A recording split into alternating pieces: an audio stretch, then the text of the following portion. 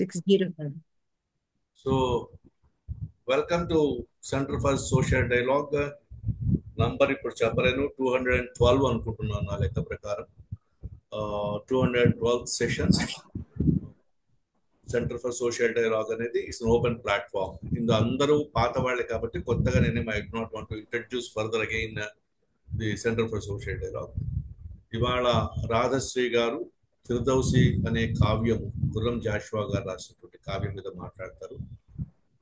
రచయితని ఇవాళ కీ స్పీకర్ని సెషన్ని శ్రీమతి వంగీపురం స్వర్ణలత గారు ఇంట్రడ్యూస్ చేసి మిగతా సెషన్ కండక్ట్ చేస్తారు. వెల్కమ్ టు స్వర్ణలత గారు, ప్లీజ్. సార్, అందరికీ నమస్కారాలండి.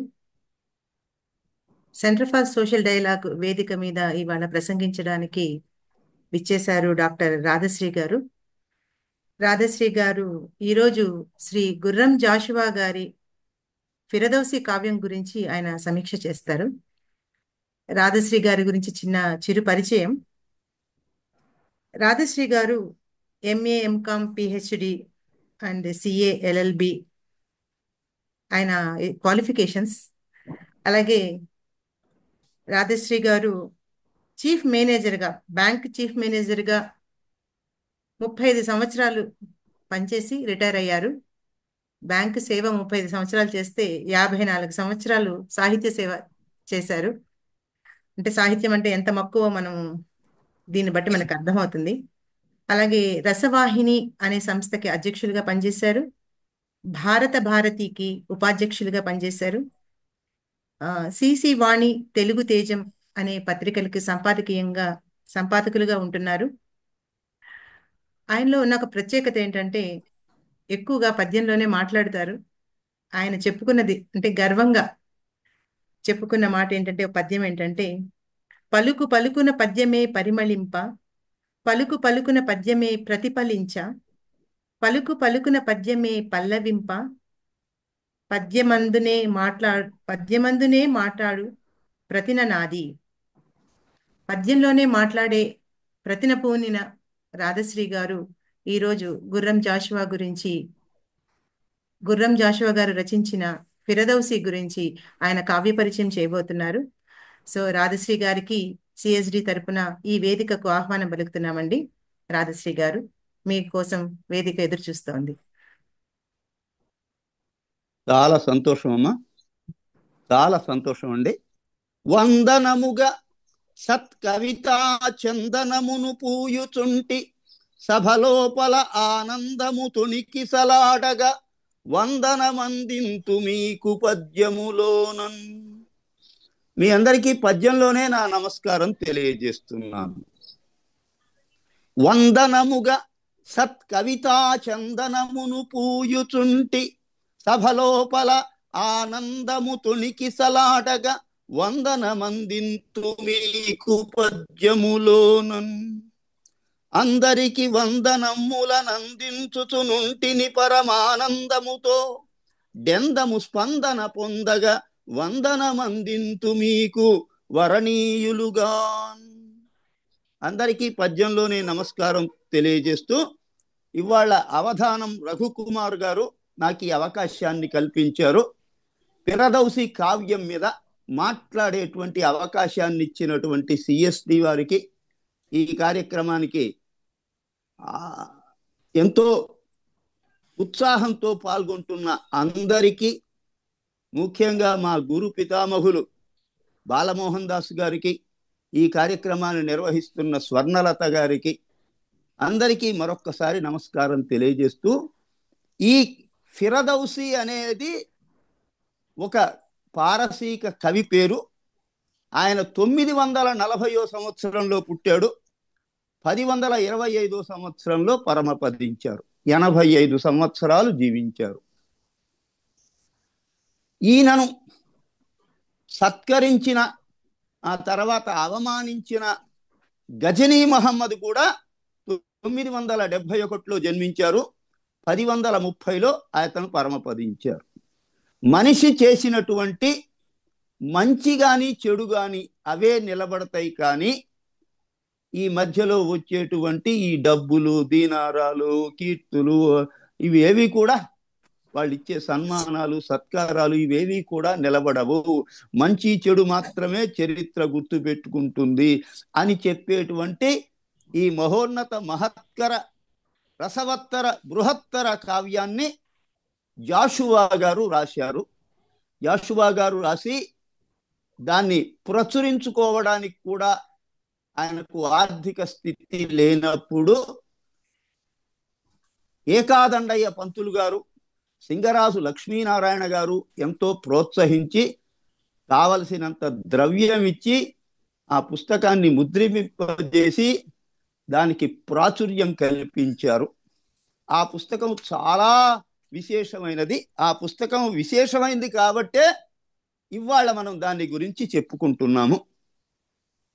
జాషువా గారు ఎంత అధునాతన భావాలు కలవాడో అంత బ్రహ్మాండంగా సనాతన ఛందోబంధురమైన కవిత్వము రాసి గణనకెక్కినవారు.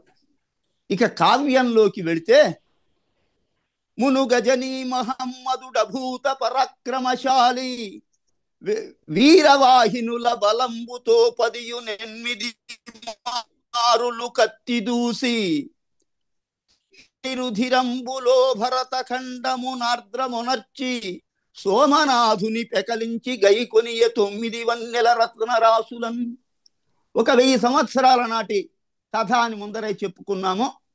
గజనీ మహమ్మదు 18 సార్లు భారతదేశం మీద దండయాత్ర చేసి, చిక్కని రుధిరంబులో భరత ఖండమునార్ద్రమునర్చి, చివరికి ఏం చేశాడు అంటే ఈ భారతదేశాన్ని మొత్తాన్ని రక్తంతో తడిపాడు. సోమనాథుని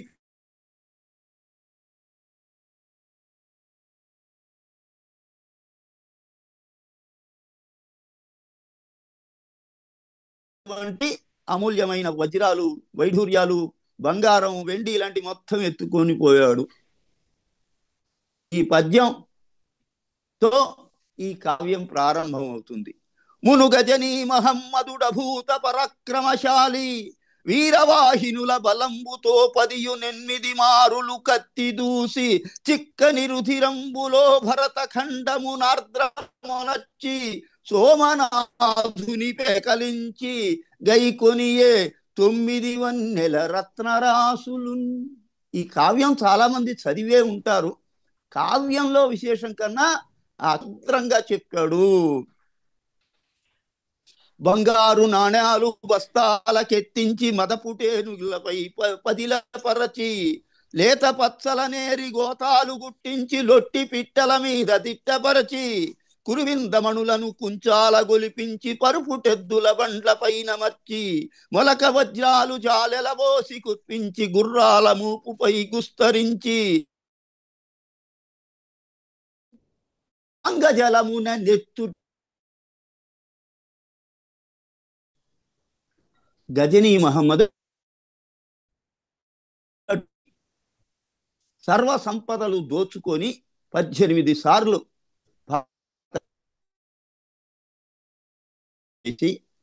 తన కత్తిని తన శత్రు రుధిరంతో అంటే భారతంతో ఆర్ద్రం చేసి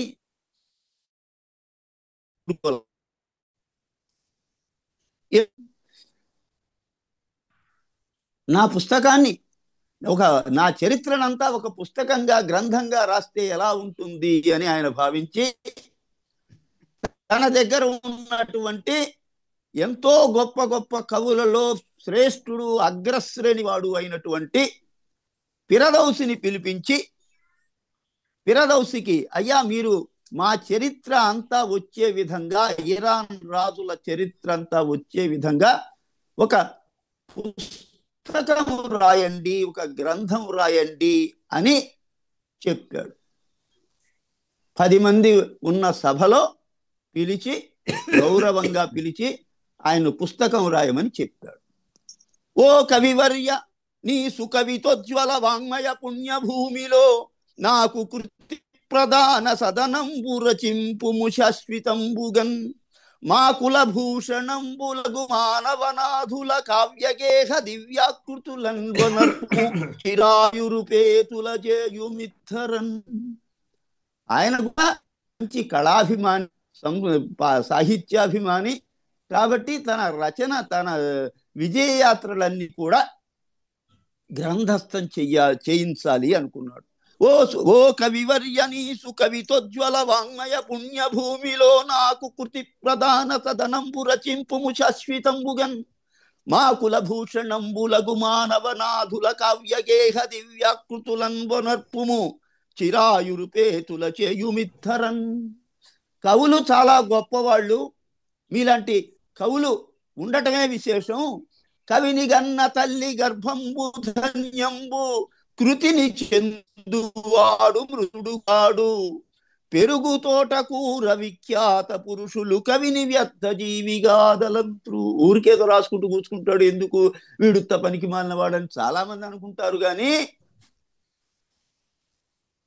తమ్మి చూలి కేలి తమ్మిన గల నేర్పు కవి కలంబునందు గలదుగాన ఈశ్వరత్వమతనికే చలామణి అయ్యే నిక్కువముగ పూజనీయుడతడు.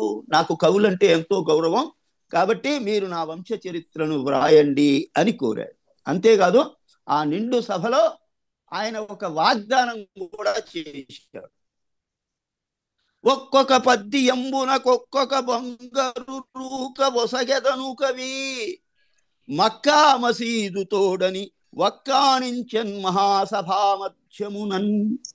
మీరు ఎన్ని పద్యాలు రాస్తారో అన్ని పద్యాలకు ఒక్కొక్క దానికి ఒక్కొక్క బంగారు నాణ్యం చొప్పున ఇస్తాను అని నిండు ఉడ్డోలగంలో ఆయన వాగ్దానం చేశాడు. ఒక్కొక్క పద్యంబునకొక్కొక్కరు బంగారు రూక యొసగెదను కవి మక్కా మసీదు తోడని వక్కాణించన్ మహాసభామధ్యమునన్. ఆ విధంగా రాజుగారు కోరిన తర్వాత పిరదౌసి కష్టపడి ఎక్కడెక్కడ సమాచారం అంతా సేకరించి అందులో కూడా రకరకాల కవిత్వాలను పరిశీలన చేసి వాటిలో ఉన్న గొప్పతనం అంతా నిక్షేపించబడే విధంగా ఒక పుస్తకం రాశాడు. 60,000 పద్యాలతో 60,000 పద్యాలతో తెలుగు కవిత్వ పుంజిగి విదేశపు కైతల చెన్ను ద్రావిడేయుల కవనంబులోని పసయున్ బొసగన్ రచయించుచుండే కేవల రసబంధురంబగు ప్రబంధము సర్వ పదార్థ ధర్మములు తెలియదంతరాంతర విలీనత కొండొక పిచ్చివానిగన్. అసలు సాహిత్యంలో ఉన్న విశేషమే అది. సాహిత్యమే కాదు, కళ కాదు, శిల్పం, చిత్రం, ఎవరైనా సరే అదొక్కసారి పట్టుకుంటే అది అంతమయ్యే వరకు ఇంకా ఏ విధమైనటువంటి విశేషాలు వాళ్ళను పట్టవు. మనందరికీ అనుభవం ఏది, ఏదైనా పుస్తకం చదువుతుంటే ఇక పుస్తకం అయ్యేదాకా మనం ఇంకో పని చెయ్యం, దాంట్లోనే ఉంటాం. అట్లా ఈయన బ్రహ్మాండంగా ఆ పుస్తకాన్ని తయారు చేశాడు. ఇప్పటికి కూడా ఆ పుస్తకం మనకు దొరుకుతుంది. షానామా, ఇరాన్ రాజుల యొక్క చరిత్ర. ఈ మధ్యలో ఆయన కుమారుడు చనిపోయినాడు, అయినా ఆయన చెలించలేదు. ఆ తర్వాత ఒక అమ్మాయి పుట్టింది, ఆ తర్వాత ఆ అమ్మాయి పెద్దదైంది. అయినా ఇవేవి పట్టించుకోకుండా ఆయన మాత్రం రకరకాల విశేషాలతో, అది చెప్పాను కదా, తెలుగు కవిత్వ పుంజిగి విదేశపు కైతల చెన్ను ద్రావిడేయుల కవనంబులోని పసయున్ బొసగన్ రచయించుచుండే కేవల రసబంధురంబగు ప్రబంధము సర్వ పదార్థ ధర్మములు తెలియదంతరాంతర వినీలిత కొండొక పిచ్చివానిగా అన్ని వదిలేసి ఆ సాహిత్యం, ఆ ఇరాన్ రాజుల చరిత్ర,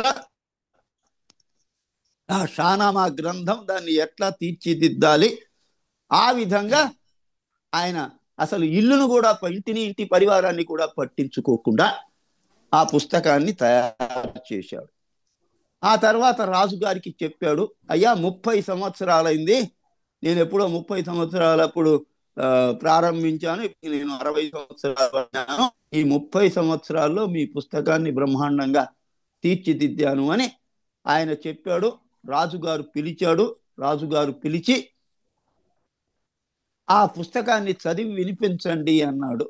ఆ బ్రహ్మాండమైన రసబంధుర ప్రబంధాన్ని చదివి వినిపించాడు. రాజుగారు కూడా సంతోషపడ్డాడు. అయితే అక్కడే ఈ కథ మొత్తానికి ఒక మలుపు తిరిగింది. ఆయన 60,000 బంగారు నాణ్యాలు ఇవ్వటం ఎందుకు అనుకున్నాడో, లేకపోతే తన కింద ఉన్నటువంటి రెండవ శ్రేణి వాళ్ళు ఏమన్నా మోసం చేశారు. 60,000 బంగారు నాణ్యాల బదులు 60,000 వెండి నాణ్యాలు పంపించారు. దాంతో 30 సంవత్సరాలు కష్టపడ్డటువంటి పిరదౌసికి ఎంతో కోపం వచ్చేసింది. ఎంతో బాధపడ్డాడు. ముసలివాడు కూడా అయిపోయినాడు. ఆ డబ్బును చూసి నాకు అక్కర్లేదు ఈ డబ్బు అని వెంటనే వెనక్కు పంపిస్తూ కూడా ఒక ఉత్తరం రాశాడు. ఉత్తరం ఎంత గొప్పగా ఉందో అంటే, తెలుగు సాహిత్యంలోని లేఖా వాంగ్మయంలో ఇంత గొప్ప లేఖ లేదు అని పండితులందరూ తేల్చారు. ఓ ఎన్నో కొండలు గుండెలో కరగిపోయన్, వార్ధి సంతానముల్ కన్నీరయ్యే, విషాద మేఘ పటల ద్వంతౌఘమాశాలతల్ సున్నాలయ్యే, అగాధ కూప జలరాసుల్ దోచె పిరదౌసికిన్. చాలా మంది పద్యం అర్థం కాదు అనుకుంటారు, కానీ పద్యాన్ని బాగా విడదీసి విడమరిచి విరిచి చదివితే, అందులో అర్థబంధురంగా చదివితే అర్థమవుతుంది. ఎన్నో కొండలు గుండెలో కరగిపోయన్, వార్ధి సంతానముల్ కన్నీరయ్యే, విషాద మేఘ పటల ద్వంతౌఘమాశాలతల్ సున్నాలయ్యే, అగాధ కూప జలరాసుల్ దోచె పిరదౌసికిన్. ధనము మరలించి మానవేంద్రునకు పంపి, పొరలు కొనివచ్చు దుఃఖంపు దెరల నడుమ, ఆకృతి వహించి ఉన్న నిరాశ వంటి ఉత్తరము వ్రాసే నిందా సహోక్తికముగా. నాకు ఈ డబ్బు అక్కర్లేదు అని ఆయన ఒక ఉత్తరం రాసి మళ్ళా ఆ సైనికుల చేతికిచ్చి పంపించాడు. ఓ సులతాను మహమ్మదు, కృతక విద్యుద్దీపముల్ నమ్మి ఆశా సౌధంబును గట్టికొంటి, అది నిస్సారం పుటాకాశమై నా సర్వస్వము గూల్చి నరకానన్ ముంచిపోయన్, వృధాయాస ప్రాప్తిగా నిలిచినాడనొక దుఃఖక్రాంత లోకంబునన్.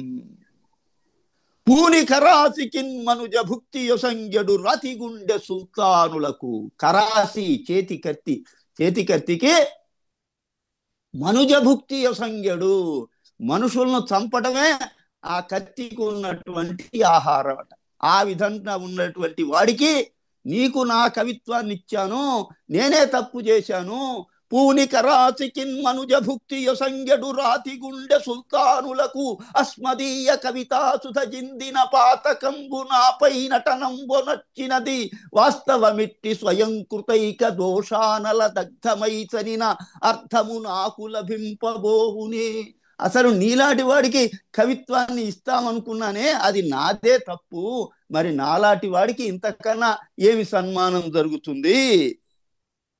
ఇంక విషాద గీతములకే మిగిలెన్ రసహీనమై మషీ పంకము, నా కలమ్ముల అభాగ్యుడనైతి వయఃపటుత్వమున్ గృంకె, శరీరమందలము కొన్నది వార్తక భూతము, ఈ నిరాశంకిత భాష్పముల్ ఫలములైనవి 30 ఏండ్ల సేవకు.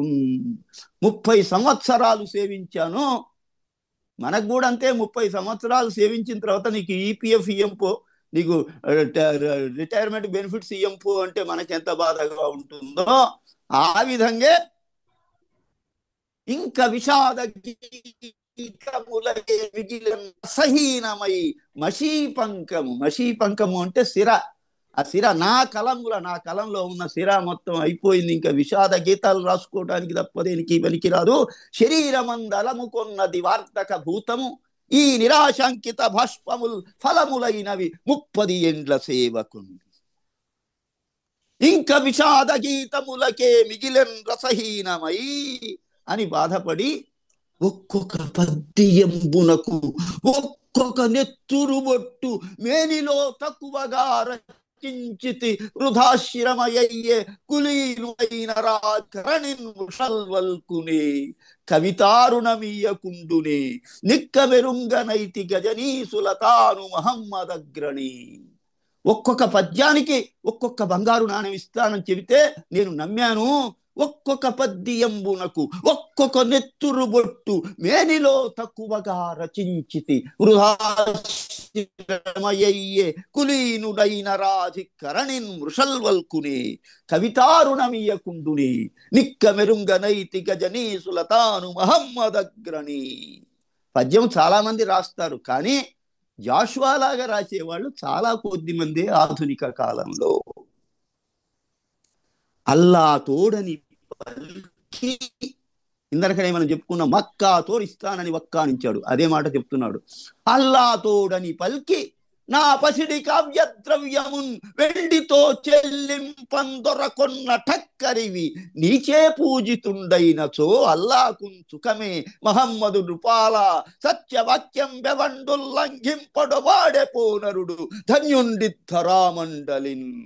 అల్లా తోడని అన్నావు, అసలు ఆ అల్లా కూడా నీవు పూజ చేస్తే ఆయనకున్న గౌరవం కూడా పోతుంది. అల్లా తోడని పలికి నా పసిడి కావ్య ద్రవ్యమున్ వెండితో చెల్లింపందొరకొన్న ఠక్కరివి నీచే పూజితుండైనచో అల్లాకున్ సుఖమే మహమ్మదు నృపాల సత్యవాక్యం బెవండుల్లంఘింపడవాడే పోనరుడు ధన్యుండి ధరామండలిన్. హాయిగా నీ యశస్సు వెలయంగల చక్కని మేడగట్టి దీర్ఘాయువు పోసినాడను త్వదన్వయవల్లికి వట్టి చేతులంబోయత అంధకారమున ముంగి సుఖంబుల పొద్దుగురుంకె రాజా రాజాయిక తండవించద భయంకర వాటికన్. నిజంగా ఒక కవిలో ఉన్నటువంటి ఆక్రోశం, ఆ బాధ జాషువా గారు పద్యాలలో రసబంధురంగా ఒక గంగా ప్రవాహంలాగా ఈ పద్యాలు రాశారు. హాయిగా నీ యశస్సు వెలయంగల చక్కని మేడగట్టి దీర్ఘాయువు పోసినాడను త్వదన్వయవల్లికి వట్టి చేతులంబోయద అంధకారమున మున్గి సుఖంబుల పొద్దుగురుంకే రాజా రాజా రాజాయిక తండవించద భయంకర ఖేద తమాల వాటికన్. చిరముగ బానిసీని మల్లె పువ్వు టత్తరులొల్కించితి మాయ జలతారుణ రాదు కదా పసిండి ఓ కరకు తురుష్క భూపతి అఖండ మహీవలయంబునందు నా శిరమున బోసికుంటిని నశింపని దుఃఖపుటగ్ని ఖండముల్. నీలాంటి వాడికి సాహిత్యాన్ని ఇచ్చి నీలాంటి వాడికి కృతి సమర్పణ చేసి నా నెత్తి మీద నిప్పులు పోసుకున్నాను. చిరముగ బానిసీవి మల్లె పువ్వు టత్తరులొల్కించితి మాయ జలతారుణ రాదు గదా పసిండి ఓ కరకు భూపతి అఖండ మహీవలయంబునందు నా శిరమున బోసికుంటిని నశింపని దుఃఖపుటగ్ని ఖండముల్. అలసట తీర్చుకొందును మహమ్మదు రాజుల సమాధి శయ్యలపై అలసట తీర్చుకొందును మహమ్మదు రాజుల సమాధి శయ్యలపై 30 ఏడుల ప్రయాసకు డెందము కందిపోయే నిర్మలమగు చిత్త శాంతికి మార్గము లేదు ఎనలేని పండు వెన్నెల గురియుంచు నా కవిత నీకు లభించే అసత్యవాదికి. ఈ విధంగా ఉత్తరం రాశాడట ఆయన. ఉత్తరం రాసి ఆ సైనికుల చేతికిచ్చి మీ వెండి నాణ్యాలు అక్కర్లేదు, ఈ రాజుగారి దయ అక్కర్లేదు, ఇదిగో నా ఉత్తరం తీసుకుపోయి రాజుగారికి ఇవ్వండి అని చెప్పారు. పాపం ఆ సైనికులు తీసుకెళ్ళి ఆ ఉత్తరాన్ని గజనీ మహమ్మద్కి ఇచ్చారు. ఇదంతా జరిగిన కథ. ఇవాళకి కూడా ఆయన జన్మస్థానమైన తూసు పట్టణంలో ఆయన సమాధి ఉంది, ఆయన విగ్రహం కూడా ఉన్నది. కనులన్ కెంపు నటింపమై మరపు హుక్కాద్రావు సుల్తాను లేఖను వాల్జూపులతో పఠించుకొని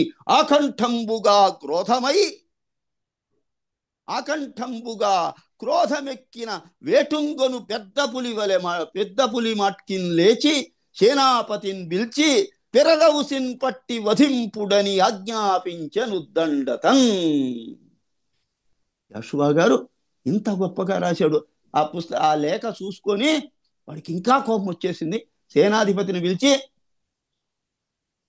ఫిరదౌసిని చంపిరా పోండి అని చెప్తాడు. కనులం కెంపు నటింపమై మరపు హుక్కా ద్రావు సుల్తాను లేఖను వాల్జూపులతో పఠించుకొని ఆకంఠంబుగా క్రోధమెక్కిన వేటున్గును కోడె పెద్ద పులి మట్కిన్ లేచి సేనాపతిన్ గని ఫిర్దౌసిని పట్టి చంపుడని ఆజ్ఞాపించెను దండతన్. ఈయనకు రాజుగారికి ఎప్పుడు మామూలుగా రాజును పొగిడేవాళ్ళు చాలా మంది ఉంటారు కదా, వాళ్ళందరూ చెప్పారట, ఏదో రాజుగారు ఇచ్చిన దాన్ని తీసుకోకుండా ఈ కవి ఇంత ఇంత వీరత్వం చూపిస్తాడా, ఇంత పౌరుషం చూపిస్తాడా. నరపతి ప్రేమతో ఒక తుణంబో పణంబో యొసంగి దానితో కరము వహింపకెక్కరణి గారులు కూయునే పారసీకుడు ఎవ్వరు రచింపలేరితని పాటి కవిత్వమటంచు పల్కసొచ్చిరి సభలోన ఇచ్చకపు జీతములాడెడు పండిత బురువుల్. బురువుల్ అనే మాట చాలా గొప్పగా వాడాడు జాషువా గారు. బురువులు అంటే అది కాకుండా అదిగా నటించేవాళ్ళు. పండిత బురువులు అంటే పండితుడు కాకుండా పండితుడిగా నటించేవాడు. కవి బురువులు కవి కాకుండా కవిగా నటించేవాళ్ళు. వాళ్ళందరూ ఏమన్నారంటే, నరపతి ప్రేమతో ఒక తృణంబో పణంబో యొసంగి దానితో కరము వహింపక ఇక్కరణి కారులు కూయునే పారసీకుడు ఎవ్వారు రచింపలేరితని పాటి కవిత్వమటంచు పల్కజొచ్చిరి సభలోన ఇచ్చకపు జీతములాడెడు పండిత బురువుల్. కానీ కొంతమంది ఏమనుకున్నారంటే, పాపము పండెను కవిని బట్టి వధింపదలంచినాడు. పాత్రికేయులు ఎవరెవరు ఏం మాట్లాడారో అవన్నీ రాస్తారు, కానీ పాత్రికేయుల మీద ప్రతాపం చూపించినట్లు పాపము పండెను కవిని బట్టి వధింపదలంచినాడు భూమిపతి బాసదప్పి ఉపమింపగౌరా ఆశోపహతిన్ కరంబుడుకుచున్న కవీంద్రుడి వేడి రక్తధారాపతనం బాంగళకరం వనిపించిరి ధర్మతత్వరుల్. కానీ కొంతమంది న్యాయం తెలిసిన వాళ్ళు, అయ్యా మీరు చేసేది కరెక్ట్ కాదు, మీరు చేసేది సరి అయిన పని కాదు అని రాజుగారికి చెప్పారు. రాజు తల మీద కవి కప్పురంబు జల్లే సుకవి తలపైన రాజు నిప్పుకలు విసిరే. ఇది విశేషం. రాజుగారి తల మీద కవిగారు కర్పూరం చల్లాడు హాయిగా, ఆ గుమగుమలు ప్రపంచమంతా కాలమంతా వ్యాపించే విధంగా. కానీ రాజుగారు మాత్రం కవిగారి నెత్తి మీద నిప్పులు పోశాడు. రాజు తల మీద కవి కప్పురంబు జల్లే సుకవి తల మీద రాజు నిప్పుకలు విసిరే కొందరే పుణ్యమో కొనియననిరి కొందరే పాపము కట్టి కుడిపెననిరి. ఏదో పుణ్యం చేసి ఉంటాడు, ఎవరో పుణ్యం చేసి. ప్రకాష్ గారు, రాజు తల మీద కవి కప్పురంబు జల్లే సుకవి తల మీద రాజు నిప్పుకలు విసిరే కొందరే పుణ్యమో చేసుకొనియననిరి కొందరే పాపమో కట్టి కుడిపెననరి అనిరి. రాజుగారు ఎంత పుణ్యం చేసుకున్నాడో ఆ విధంగా ఆయన కీర్తి నిలబడ్డది అని కొంతమంది అనుకున్నారు. కవిగారు ఏ జన్మలోనో పాపం చేస్తుంటారు, అది ఇప్పుడు బాధపడుతున్నాడు ఆయన, అది అనుభవిస్తున్నాడు అని. రాజుగారు తన నిర్ణయాన్ని సేనాపతికి తెలిపాడు. సేనాపతి సైన్యానికి చెప్పాడు. సైన్యం అతని కోసం వెళ్ళింది. ఈ రాజుగారు నన్ను బతకనివ్వడు అని తెలిసి ఆ రోజు రాత్రి ఆయన మసీదు దగ్గరికి వెళ్ళి మసీదు గోడ మీద ఇంకొక పద్యం రాశాడు. కృతి యొక్క బెబ్బులిన్వల శరీర పటుత్వమునాహరింప శేషితమగు అస్త పంజరము జీవలవంబు ననుగులాడగా బ్రతికియు చచ్చియున్న ముదివొగ్గు మహమ్మదు గారి ఖడ్గదేవతకు రుచించునా పరిభవ వ్యధ ఇంతకు అంతరించునా. ఆ మాట రాసి, నాలాంటి ముసలివాడి రక్తం, ముసలివాడి దేహం ఈ రాజుగారి కత్తికి ఏం సరిపోతుంది? కృతి యొక్క బెబ్బులింవల శరీర పటుత్వమునాహరింప శేషితమగు అస్థి పంజరము జీవలవంబున నూగులాడగా బ్రతికియు చచ్చియున్న ముదివొగ్గు మహమ్మదు గారి ఖడ్గదేవతకు రుచించునా పరివ్యధంబు ఇంతట అంతరించునా అని రాసి ఇంకొక మాట రాశాడు. ఇది చాలా మంది ఉల్లేఖించేది, ఉటంకించేది. ముత్యములకిక్కయైన సముద్రమందు పెక్కుమారలు మునకలు వేసినాడా, భాగ్యహీనుడా ముత్యంబు బడయనైతి వనధి ననుమింగ నోరు విచ్చినది తుదకు. అసలు ఎన్నోసార్లు సముద్రంలో దిగి ముత్యములకిక్కయైన, ఇక్క అంటే నిలయం అని, ముత్యాలకు నిలయమైనటువంటి సముద్రంలో ఎన్నోసార్లు నేను మునిగాను, పైకి లేచాను. ముత్యములకిక్కయైన సముద్రమందు ఎక్కుమారలు మునకలు వేసినాడా, భాగ్యహీనుడా ముత్యంబు బడయనైతి. ఎన్నిసార్లు మునిగి వచ్చినా నాకేం ముత్యాలు దొరకలేదు. కానీ ఇప్పుడు వనధి అన్నా కూడా మళ్ళా సముద్రమే. వనధి ననుమింగ నోరు విచ్చినది తుదకు. ఈ మాట రాసి ఆ మసీదు గోడ మీద రాశాడు. రాసి అనుచులికియించే ఒక పద్యంబు మసీదు గోడపైన మహాకవి కుంజరుండు, వేగుపోక నమాజు గావింపవచ్చి చదువు భక్తుల నెమ్మేను జలధరింప. జాషువా గారి గొప్పతనం మళ్ళా మనం వేరే చెప్పాల్సిన అవసరం లేదు. తిరుపతిలో లడ్డు తీయగా ఉంటుంది, బూందీతో చేస్తారు, ఇవి వేస్తారు అవి వేస్తారని చెప్పనక్కర్లే. తలా ఒక లడ్డు ఇస్తే వాళ్లే తింటారు. అట్లాగే జాషువా గారి కవిత్వం ఇంత గొప్పగా ఉందని నేను మళ్ళా చెప్పనక్కర్లేదు. ఈ పద్యాలే నాలాంటి సామాన్యుడు నోటి మీద పెట్టుకొని దీన్ని ప్రచారం చేస్తున్నాడు. ఈ తెలుగు పద్య సాహిత్యం అందున కూడా ఇలాంటి ఆధునిక సాహిత్యంలో కూడా మహోన్నతమైన నన్నయ్య తిక్కన ఎర్రన పెద్దన పోతన వాళ్ళ సాహిత్యంతో ఏమాత్రం కూడా తగ్గని విధంగా ఈ కాలంలో కూడా పద్య సాహిత్యాన్ని ఇంత రసవంతరంగా, మహత్తరంగా, బృహత్తరంగా చెప్పిన వాళ్ళు కాదు, చెక్కిన వాళ్ళు ఉన్నారు అనడానికి జాషువా గారి కావ్యాలన్నీ, అందులో కూడా ఈ పిరదౌసి కావ్యం ఒక ఉదాహరణ. అనుచులికియించెనొక పద్యంబు మసీదు గోడపై నమ్మహాకవి కుంజరుండు, వేగబోక నమాజుగా వింపవచ్చి చదువు భక్తుల నెమ్మేను జలధరింప. ఇక రాజుగారు నన్ను బతకనివ్వడు, ఎలాగూ చంపేస్తాడు, వీడి చేతిలో చావటం ఎందుకు, నా జన్మస్థానమైనటువంటి ఆ తూసు పట్టణం, ఇప్పటికి కూడా ఉంది ఆ తూసు పట్టణం, ఆ తూసు పట్టణానికి వెళదాము, ఈయన సరిహద్దులు దాటి వెళదాము అని వెళ్ళాడు. భార్యతో, ఈడు వచ్చిన కూతురుతో పిరదౌసి ఆ రాజ్యాన్ని వదిలి అడవి మార్గం గుండా రాత్రికి రాత్రే ఆ సరిహద్దులు దాటుతుండగా అడవుల్లో ఒక నిషాదుడు, ఒక భిల్లుడు ఆయన్ను వచ్చాడు.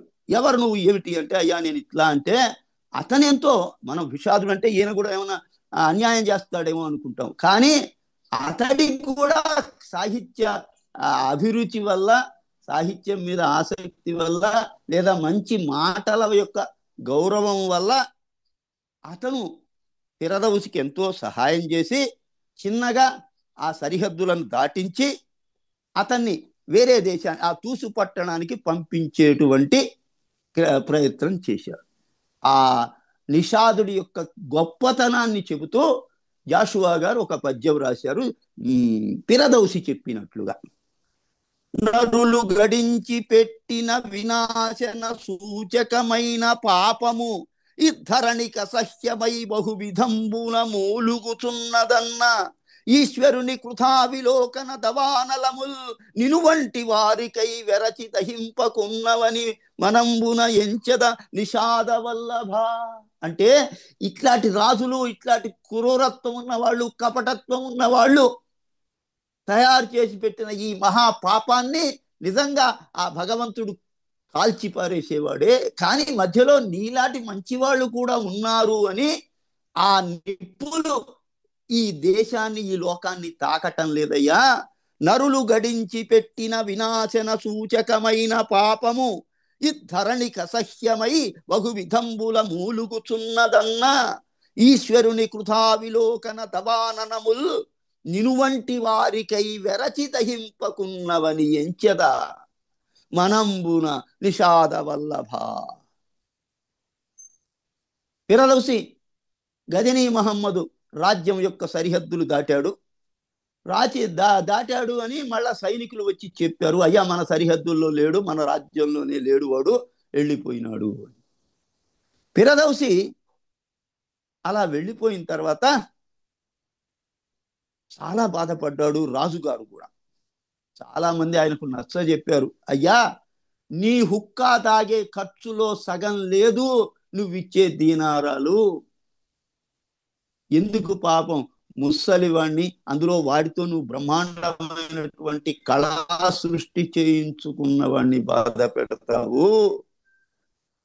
ఆ మసీదు గోడ మీద రాసిన పద్యం చూశాడు రాజుగారు కూడా, గజనీ మహమ్మద్ కూడా చూశాడు. చూసి అప్పుడు ఆయన బాధపడ్డాడు, అయ్యయ్యో ఇంత చిన్న విషయానికి నేను 60,000 దీనారాలు మహారాజుకేం పెద్ద లెక్క కాదు, అలాంటిది నేను ఇట్లా చేశానే అని చాలా బాధపడ్డాడు, ఎంతో బాధపడ్డాడు. కానీ వెళ్ళి మళ్ళా సైనికులను పిలిచి, ఈ 60,000 దీనారాలు నేను మళ్ళాకి ఎత్తిస్తున్నాను, బంగారపు నాణేలే తీసుకెళ్ళి వాడికి ఇచ్చిరండి, వాడు ఎక్కడుంటే అక్కడికి ఇచ్చిరండి. అప్పటికే ఆయన వెళ్ళిపోయాడు. వెళ్ళిపోయినప్పుడు ఈ సైనికులు వెళ్ళినప్పుడు ఆయన ఇంట్లో లేడు. ఆయన కూతురు చెప్పింది, మాకు అక్కర్లేదు ఈ డబ్బు, మా నాన్నను చాలా బాధ పెట్టింది ఈ డబ్బు అని చెప్పారు. ఇది నా తండ్రిని కష్టపెట్టిన ఇది నా తండ్రిని కష్టపెట్టిన చరంభీ స్వాపతి అంబు ముట్టుదునా, నాకు అక్కర్లేదు అని చెప్పింది. అయితే ఆయన తీసుకువస్తున్నప్పుడు తూసు పట్టణం పడమరి ద్వారం నుంచి సైనికులు ప్రవేశించి పడమట ద్వారం నుంచి సైనికులు ప్రవేశించి 60,000 బంగారు నాణేలు తీసుకువచ్చారు. కానీ అప్పటికే ముసలివాడై బాధపడి మానసికంగా ఎంతో కృంగిపోయినటువంటి పిరదౌసి చనిపోతే ఆయన శవాన్ని తూర్పు వైపు నుంచి తీసుకొని వెళ్ళారు. ఆ తర్వాత ఆ అమ్మాయి చెప్పింది, ఇది నా తండ్రిని కష్టపెట్టిన చరంబీ స్వాపతేయంబు ముట్టుదునా, నా జనకుండు కంట తడి పెట్టున్ స్వర్గమందుండి, నా ముది తండ్రిన్ దయతోడ నేలిన నవాబుండైన మీ స్వామికిన్ 10,000 అంజలులు అంచు పల్కెను భాష్వస్విన్న దుఃఖాశ్చయై. ఆ పదాలు వేయడంలోనే విశేషం. భాష్వస్విన్న దుఃఖాశ్చయై, ఎంతో ఏడు మొహంతో కళ్ళెమ్మడి నీళ్లు రాలుతుండగా ఆ అమ్మాయి చెప్పిందట, మాకు అక్కర్లేదు డబ్బు. నిజంగా ఒక అమ్మాయి మనస్తత్వాన్ని జాషువా గారు ఎంత గొప్పగా చెప్పారు. అమ్మాయి మనస్తత్వం డబ్బు కోసం వెంపర్లాడే పిల్లలు అమ్మాయిలు కాదు వాళ్ళు. ఈ విషయం మనకి ఎన్నో చోట్ల తెలుస్తుంది. All the perfumes of Arabia cannot smile this little hand అంటుంది లేడీ మ్యాక్బెత్. సరే, డంకన్ గారిని చంపిన తర్వాత ఆమె సోమ్నాంబులిజం స్టేజ్కి వెళ్ళి దాంట్లో అనుకుంటుంది, ఈ చేతులకు ఉన్నటువంటి మట్టి మరకలను ఎన్ని రకాల అరేబియా అత్తర్లు తీసుకొచ్చి పూసినా పోవు. All the perfumes of Arabia cannot smile this little hand. అమ్మాయి మనస్తత్వం ఎక్కడ ఉన్నా అదే ఉంటుంది. అది పర్షియాలో కానీ ఇంగ్లాండ్లో కానీ మన భారతదేశంలో కానీ అమ్మాయి ఎంత మెత్తగా ఉంటుంది అన్న మాటకు ఇది చెప్పాడు. మా తండ్రి గారిని బాధ పెట్టినటువంటి ఈ డబ్బు నాకు అక్కరలేదు, ఇది నా తండ్రిని కష్టపెట్టిన శరంబు, ఈ స్వాపదేయంబు ముట్టుదునా, నా జనకుండు కంట తడిబెట్టున్ స్వర్గమందుండి, నా ముది తండ్రిని దయతోడ నేలిన నవాబుండైన మీ స్వామికిన్ 10,000 అంజలులంచు పల్కే. 10,000 అంజలులంచు పల్కుడనే భాష్వస్విన్న దుఃఖాశ్చయై. బాధపడుతూ నాకు అక్కర్లేదు ఈ డబ్బు అని ఆయన చెప్పింది. మళ్ళా సైనికులు తీసుకెళ్ళి ఆయనకు ఆ మాట చెప్పారు. అప్పుడు గజని బాధపడ్డాడు, అయ్యో ఎంత చేశాము, ఎంత పొరపాటు పని చేశాను, ఓ ఈ కృతజ్ఞుడా. వాడికి వాడే చెప్పుకున్నాడు, ఎంత దరిద్రుడివిరా నువ్వు, ఓ ఈ కృతజ్ఞుడా భవ మహాంబుధిలోనిక తేలియాడు. ఇంకప్పుడు పాపాల సముద్రంలో తేలియాడురా నువ్వు, అని తనకు తానే పశ్చాత్తాపడ్డాడు. ఓ ఈ కృతజ్ఞుడా భవ మహాదతిలోనిక తేలియాడు, మహా అఫగంతరాతలమునంతయు కావ్య సుధాస్రవంతిలో హాయిగా ఓలలార్చి మహామహుడవు పిరదౌసి తోడ స్వర్గీయ సుఖంబు నీకు తొలగన్. ఆ వాడేమో మంచి పని చేసి స్వర్గానికి వెళ్ళిపోయినాడు, నువ్వు మాత్రం నరకంలోనే ఉంటావు, నీ దరిద్రం ఇంతే అని వాడికి ఆయనే తిట్టుకున్నాడు. ఆయన తిట్టేంత వాడు ఎవడు లేడు కాబట్టి ఆయనకు ఆయనే తిట్టుకున్నాడు.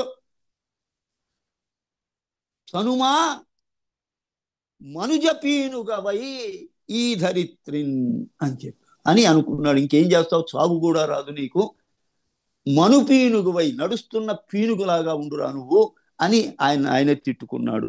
ఓ ఈ కృతజ్ఞుడా మహ మహానదిలోనిక తేలియాడు, మహా అఫ్గన్ ధరాతలమునంతయు కావ్య సుధాస్రవంతిలో హాయిగా ఓలలార్చి మహామహుడవు పిరదౌసితోడ స్వర్గీయ సుఖంబు నీకు తొలగెన్ మనుపీనుగువై చెరింపుమా.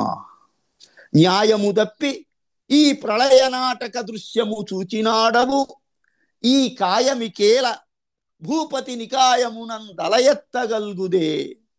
శ్రేయును పౌరుషంబు ప్రసిద్ధియును గల రాజవంశమందపకీర్తియ చుట్టుకొనియన్ మృతి లేని కృతి స్వరూపమైంది. దేనికి పనికి వస్తావురా నువ్వు?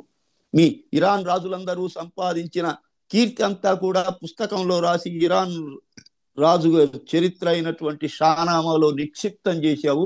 కానీ ఆ నిక్షిప్తం చేసి చివరకు నీ అపకీర్తిని కూడా దానికి అంటించావు.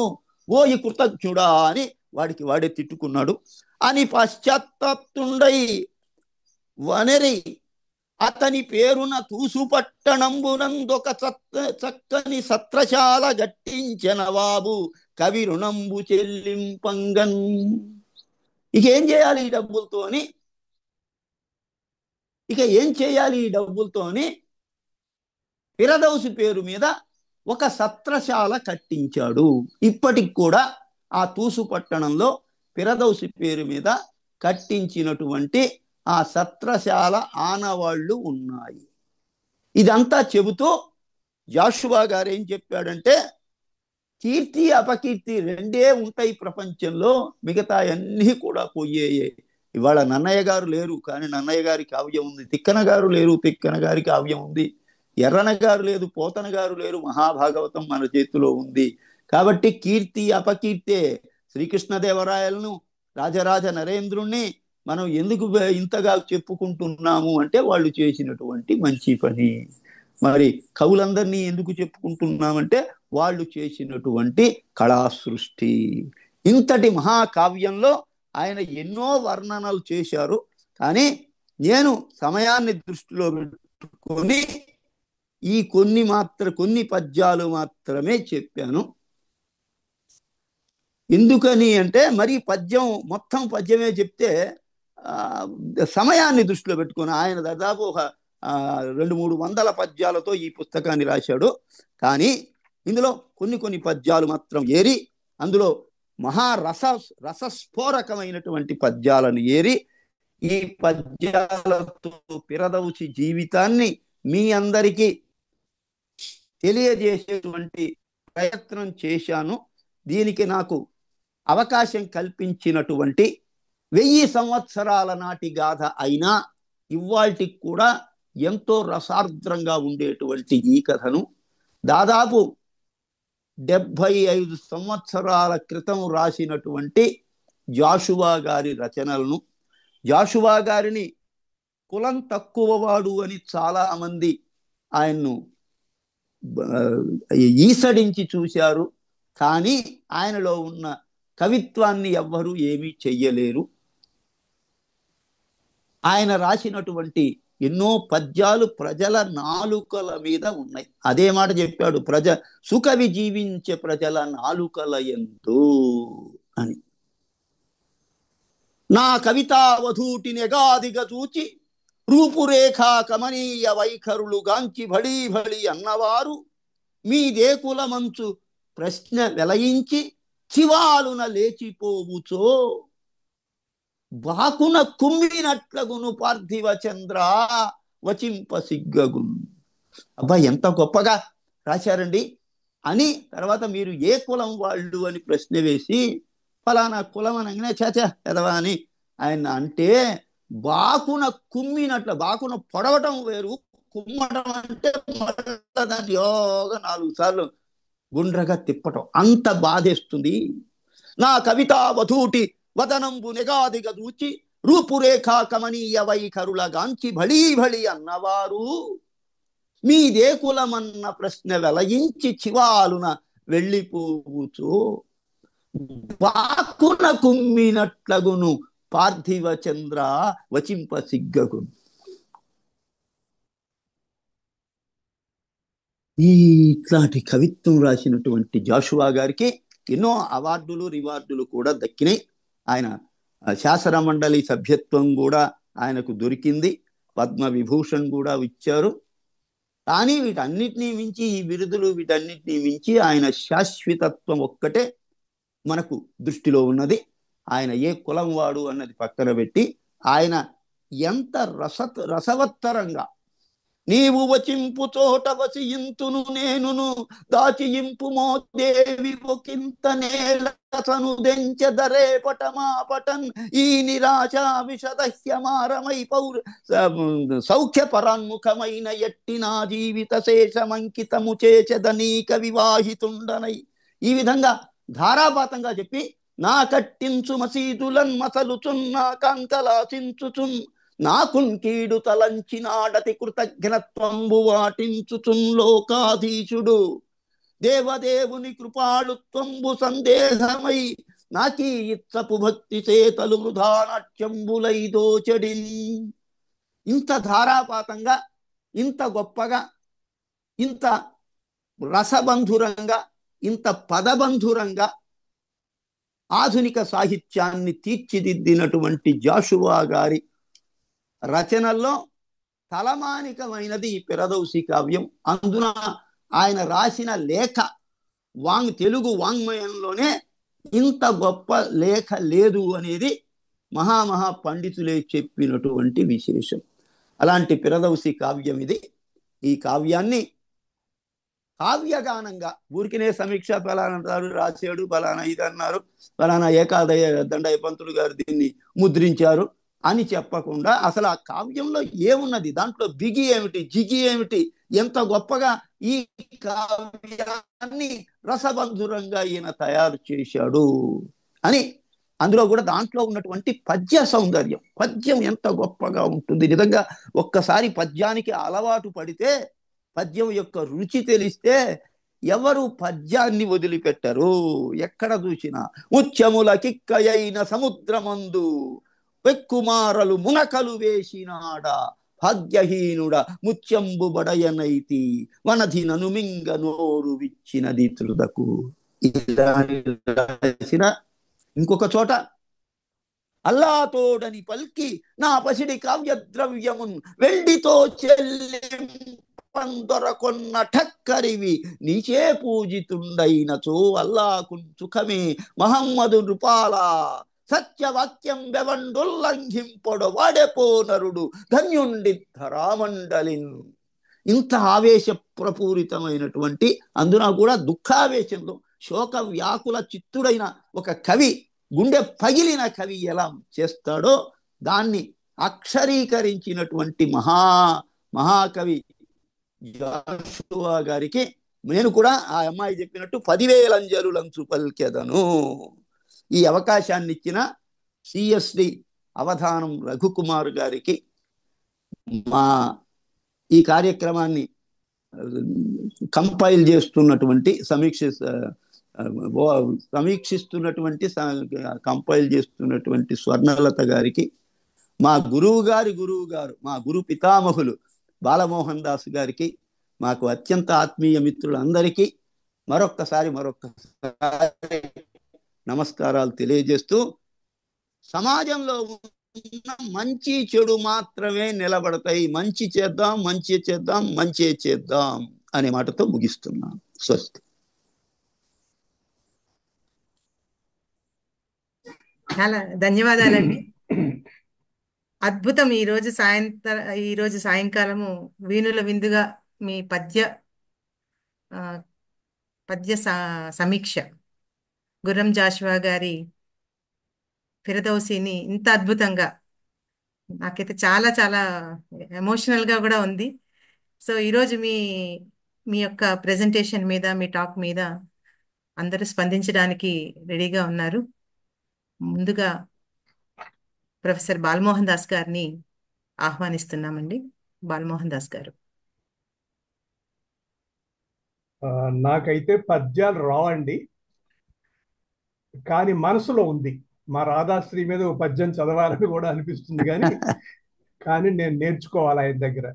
అయ్యో, చాలా అద్భుతంగా వారు ప్రజెంట్ చేశారు. గుర్రం జాషు గారు, నాకు వారితో పరిచయం లేదు, కానీ ఒకసారి చూశాను. వారి అమ్మాయి హేమలత లవణం గారు, హేమలత నాకు తెలుసు. నేను వైస్ ఛాన్సలర్గా ఉన్నప్పుడు లవణం గారు, హేమలత వారితో కలవడం జరిగింది. హేమలత ఆ టైంలో చనిపోయారు కూడా. దాని గురించి అప్పుడు వాళ్ళ ఇంటికి వెళ్ళటం అంతా కూడా నాకు తెలుసు, ఆ స్టోరీ అంతా తెలుసు. హేమలత లవణం వాళ్ళ పెళ్లి కూడా నెహ్రూ గారు చేశారు. గాంధీ గారు చేయాలి, కానీ గాంధీ గారి లోపల వారు హత్య జరగడంతో నెహ్రూ గారు దగ్గరుండి చేశారని గోరా గారు వారు రాస్తారు. గోరా గారి వైఫ్ సరస్వతి గోరా కూడా చెప్పేవారు. జాషువా గారిది వినుకొండ, మా ఊరు పక్కనే, నరసరావుపేట పక్కనే. వారు చెప్తుంటే ఏకాదండయ పంతులు హాలు, హిందూ కళాశాలలో ఏకాదండయ పంతులు హాలు అని ఉండేది. అక్కడ నేను ఫస్ట్ టైం 1964లో నేను బెస్ట్ స్పీకర్ ఆఫ్ ఆంధ్రప్రదేశ్ అని అక్కడ నాకు ప్రైజ్ ఇచ్చారు. సో అది కూడా గుర్తు తీసుకొచ్చారు మా రాధాశ్రీ గారు. మా రామారావు గారు బీకామ్ 1974లో ఈ ఫిరదౌసి బుక్ మాకు ప్రిస్క్రైబ్డ్ బుక్ అని రాశారు, టెక్స్ట్ బుక్ అని. ఆంధ్ర యూనివర్సిటీ వారు అప్పుడు ఇలా మంచి పనులు చేసేవారు. తర్వాత ఇప్పుడు అన్ని మనం పోయి కమ్యూనికేటివ్ ఇంగ్లీషు అవన్నీ వస్తున్నాయి. కానీ దురదృష్టం అది, తెలుగు పద్యాల బుక్లో నుంచి తెలుగు నేర్చుకోవాలి. అలాగే ఇంగ్లీష్ డ్రామా, ప్రోజ్, పోయట్రీ నుంచి కూడా ఇంగ్లీష్ నేర్చుకోవాలి. ఆ రోజులు పోయినాయి. అది ఒక రకంగా దురదృష్టం అనుకోవచ్చేమో తెలియదు, కానీ మంచి కార్యక్రమం చెప్పారు. మరి 10,000 అంజలులు పరదేశీ కూతురు నెగిటివ్గా ఇచ్చిందన్నారు. మేము పాజిటివ్గా రాధాశ్రీకి 10,000 అంజలులు ఇవ్వాలి. సిఎస్డి మీకు 60,000 బంగారు నాణ్యాలు ఇవ్వలేదు, మా దగ్గర ఇవ్వాలనున్నా లేవు. కాకపోతే మీరేం చేయాలంటే 60,000 పద్యాలు అవసరం లేదు, కానీ ఒక 100 పద్యాలు సిఎస్డి మీద రాయండి. సిఎస్డి మీదనే చిన్న పద్యాలు, మాకు అర్థమయ్యే పద్యాలు రాయండి. ధన్యవాదాలు. చాలా సంతోషం మాస్టారు. మాది కూడా పిడుగురాళ్ళ సార్, రాధాశ్రీ గారిది పిడుగురాళ్ళ. వాళ్ళ అమ్మగారు ఉన్నారు ఇంకా. ఉంది, ఇక్కడే ఉంది. ధన్యవాదాలు సార్. సార్ బాలమోహన్ దాస్ గారు ప్రతి టాక్ లో ఎక్కడో ఒక చోట మళ్ళీ ఇంకొక చిన్న టాస్క్ ఇస్తుంటారు. అలా వచ్చిందే బాల్య స్మృతులు. ఇప్పుడు మీ దగ్గర నుంచి కూడా ఒక పద్యమాలిక సిఎస్డి మీద త్వరలో వస్తుందని ఎదురు చూస్తుంటాం. నెక్స్ట్ తర్వాత శ్రీ విజయ్ కుమార్ రెడ్డి గారు స్పందించాల్సిందిగా కోరుతున్నాం.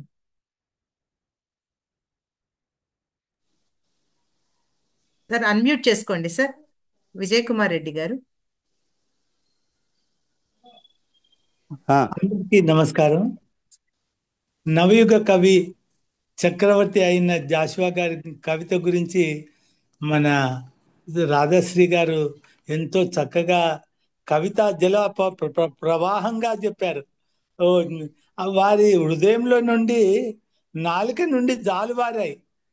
చాలా నాకు కవితలు వినడం అంటే చాలా ఇష్టము. కవిత వినకుంటే చెవు తుప్పు పడుతుందన్న భావన నాది.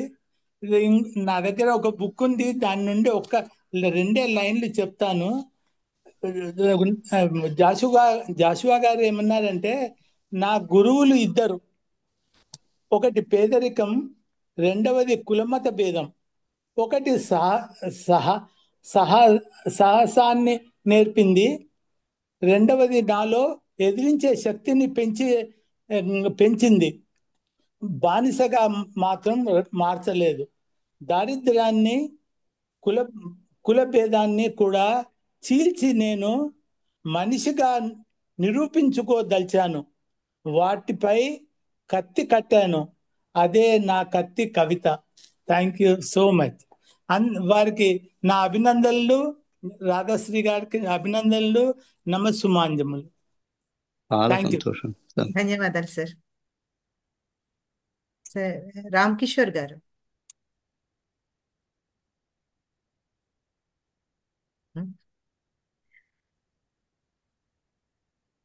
సార్ డాక్టర్ మురళీధర్ గారు. I joined very lately, so I just had come. It's almost 5 minutes ago. Okay. So I just want to be part of the evening. Yes. Thank you, sir. ఆ అలవాటు పడ్డ ప్రాణం అదేదో రోజు క్యారం బోర్డ్ ఆడడానికో లేదా ఇంకోటి ఏదో చేస్తారు కదా, అలా ఇలా ఇక్కడ వాలడం అలవాటు అయిపోయింది. Thank you for sir. Doctor Muralidhar గారు.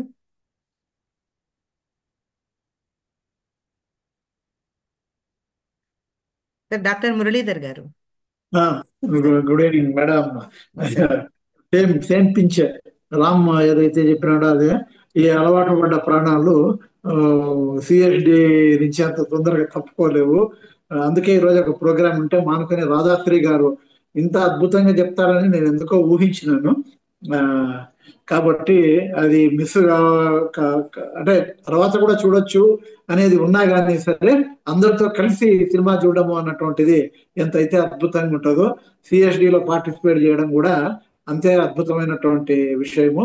ఫిరదౌసి గారి గురించి జాషువా గారు రాసినటువంటి ఇంత అద్భుతమైనటువంటి కావ్యము నిజంగా వినడము అన్నటువంటిది మన అదృష్టంగా నేను భావిస్తున్నాను.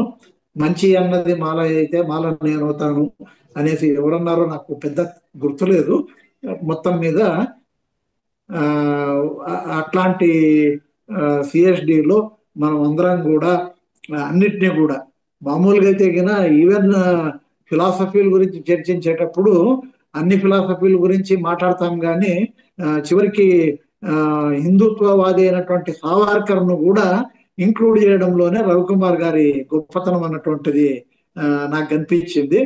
అంటే మనము ఏదైతే ఒకటి కన్విక్షన్ గా నమ్ముతామో దాన్ని ఆచరణలో మనము చూపించగలగాలి. అది సిఎస్డిలో ఉన్నటువంటిది. పెద్దలు బాలమోహన్ దాస్ గారు అన్నట్టు, రాధాశ్రీ గారు మాకు పద్యాలు రావు, మిమ్మల్ని పద్యాలతో పొగిడి ముంచెత్తాలా అన్నా అది మాకు చేతగానటువంటి పని, కేవలము కొన్ని మాటలు మాట్లాడడం వచ్చు, అది కూడా తొట్టబడుతూ. Thank you very much for this wonderful session. Thank you sir. ధన్యవాదాలు సార్. అన్నది మాల అవుతే మాల నేను అవుతాను అన్నది గురజాడ అప్పారావు గారు వారు చెప్పారు. ఎవరన్నారో తెలియదు, గురజాడ అప్పారావు గారు. మేడం మామూలుగా చాలా బాగుంది, ఎక్సలెంట్. మామూలుగా వీక్లీ రేషన్ ఉండేది, ఒక పద్యం 2 పద్యాలు వినేవాళ్ళం. ఇవాళ రేషన్ ఎత్తేసారు, పద్య సాయంకాలం అయిపోయింది. చాలా బాగుంది సార్, చాలా బాగా చెప్పారు sir. Thank you very much. చాలా సంతోషం అండి. ప్రొఫెసర్ రామారావు గారు. నమస్కారం అండి అందరికి. ఈరోజు అద్భుతం అన్నమాట, అద్వితీయం. చాలా బాగా చెప్పారు రాధాశ్రీ గారు. నాకు ఏంటంటే నేను మరలా వెళ్ళి క్లాస్ రూమ్ లో కూర్చుని మా గురువు గారి దగ్గర ముందు విన్నట్టే ఆయన కూడా అసలు ఆ ఫిరదౌసి కావ్యం అంతా మాకు చెప్పేటప్పుడు కూడా ఈ విధంగానే లీనమైపోయి చెప్తూ ఉండేవాడు. ఇంకా మనకి ఇక్కడ 1 గంట టైంలో మొత్తం కావ్యాన్ని నిజంగా రాధాశ్రీ గారు చెప్పలేరు, కానీ ఆ ఫీలింగ్ ని తీసుకొచ్చారు, మొత్తం అంతా కవర్ అయినట్టుగాను. నాకు చాలా ఆనందం అయింది. ఇంకొకటి ఏంటంటే రాధాశ్రీ గారు ఈయన ఫిరదౌసి తన యొక్క యాత్రలో అంటే దేశాన్ని విడిచిపెట్టి తన సొంతగా ఊరికి వెళ్ళేటప్పుడు ఆయన ప్రకృతిని చూసి కొంచెం రిలాక్స్ అవుతారు అనమాట. దానిలో అప్పుడు ప్రకృతిని వర్ణించే పద్యాలు 1-2 చెప్పుంటే చాలా ఆనందంగా ఉండేది. చాలా బాగా చేశారండి. Thank you very much. అన్నట్టుగా అసలు చాలా రిఫ్రెషింగ్ గా ఉంది. Thank you very much sir. Raghu Ravikumar గారికి, ఆ, స్వర్ణలత గారికి, అందరికీ థ్యాంక్ యూ వెరీ మచ్. నేను సమయాన్ని దృష్టిలో పెట్టుకొని నేను మళ్ళా ఒక నిమిషం అతిక్రమించకూడదు అనే నియమం, స్వీయ నియమంతో నేను తగ్గించాను సార్. చాలా సంతోషం sir. Thank you very much sir. Sudhimati గారు ఉన్నారండి? సుధిమతి గారు. నమస్తే అండి, అందరికీ నమస్కారం. చాలా చాలా చాలా థ్యాంక్స్ ఈ ప్రోగ్రామ్ అరేంజ్ చేసినందుకు రఘుకుమార్ గారికి. ఈ పెరదోసి కావ్యం అనేది నాకు సహజంగానే చిన్నప్పటి నుంచి పద్యాలు ఇష్టము. పద్యాలు అనేది తెలియని వాళ్ళకే ఎంతో ఆసక్తి పుట్టించేలా చెప్తారు రాధాశ్రీ గారు. అలాంటిది పద్యాన్ని ప్రేమించే నాకు ఈరోజు సాయంత్రం నిజంగా పండగ. సాయంత్రం కాదు, ఇవాళ మాకు పొద్దున్న శుక్రవారం పొద్దున్నే పండగ చేసుకుంటున్నాను నేను. అందులోనూ పెరదోసి కావ్యం నా చిన్నప్పుడు చదివింది, చిన్నప్పటి నుంచి మళ్ళీ మళ్ళీ గుర్తు చేసుకునేది. ముఖ్యంగా ఎవరు తన సర్వీస్లో కానీ దేంట్లో కానీ డిసప్పాయింట్ అయినా కూడా గుర్తొచ్చే పద్యం ఆ ముత్యములకిక్క అయిన సముద్రం అనని పెక్కుమారులు మున్కలు వేసినాడు అనేది మరీ మరీ గుర్తు చేసుకుని, వారొక్కరికే కాదు ప్రపంచంలో ఇది రిపీట్ అవుతూనే ఉంది. ఆ మోసపోవడం అనేది రిపీట్ అవుతుంది, మళ్ళీ మళ్ళీ నమ్మడం అనేది కూడా రిపీట్ అవుతుంది. రాజులు మత్తులు వారి సేవ నరకప్రాయం అని చెప్పినా కూడా కొలువుకు చేరకుండా ఉండలేము, బాధపడకుండా ఉండలేము. అది రాధాశ్రీ గారు చెప్పినట్టుగా సర్వీస్ అంతా అయిన తర్వాత పెన్షన్ ఇవ్వమంటే ఎంత బాధపడతారో అలా బాధపడతారనేది ఈ కాలం దీంతో కంపేర్ చేసి చెప్పారు. ఒక్కొక్క పద్యము పద్యం ఒక ముత్యం. అలాంటి ముత్యాల్లోంచి మళ్ళీ ఇంకా మేలివి జాతి ఏరి ఆ కావ్యంలోంచి పరిచయం చేశారు. ప్రతి పద్యము ముత్యమే, కానీ ప్రతిదీ చదవడం గంటలో కుదరదు. తర్వాత ఎవరికి వాళ్ళు చదువుకుని ఆనందించాలి అని కూడా పుస్తక పరిచయం చేయడంలో ఉన్న ముఖ్య ఉద్దేశం ఏంటంటే ఆసక్తి కలిగించి చదివించేలా చేయాలి అనేది. అలాగా చక్కటి పద్యాలన్నీ నా కళ్ళ ముందు అలాగా ఆ పుస్తకం పేజీల దగ్గర నుంచి కదులుతున్నాయి. రాధాశ్రీ గారు పెరదోసి చెప్తారన్న దగ్గర నుంచి నేను చాలా కుతూహలంగా ఉన్నాను. చాలా చాలా ధన్యవాదాలండి. ఎన్ని మాటలు చెప్పినా ధన్యవాదాలకి కొరతే. ధన్యవాదాలు. చాలా సంతోషం. Thank you madam. Sir Sampath Reddy గారు ఉన్నారు. సంపత్ రెడ్డి గారు. అందరికీ నమస్కారం. గుర్రం జాషువా గారి కలం నుండి ప్రవాహంలాగా వచ్చినటువంటి నీటి ధార ఇవాళ రాధాశ్రీ గారి నోటి ద్వారా జలపాతంలాగా పడింది.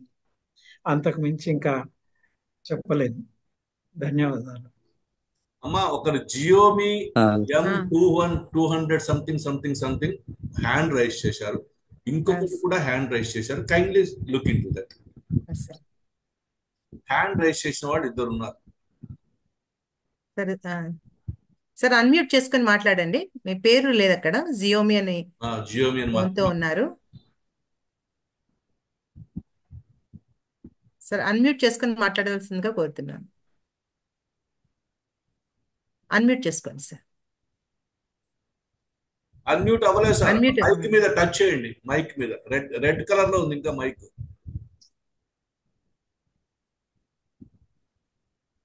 వారు చేస్తున్నారు కానీ కావట్లేదు సార్. మీరు మీ దగ్గర నుండి ఏమన్నా వీలవుతే చేసి. లేదు, నా దగ్గర నుంచి రాదు సార్ అది. ఎందుకంటే that is with them only. Control మా దగ్గర ఉండదు. ఆ మైక్ బటన్ ప్రెస్ చేయండి సార్.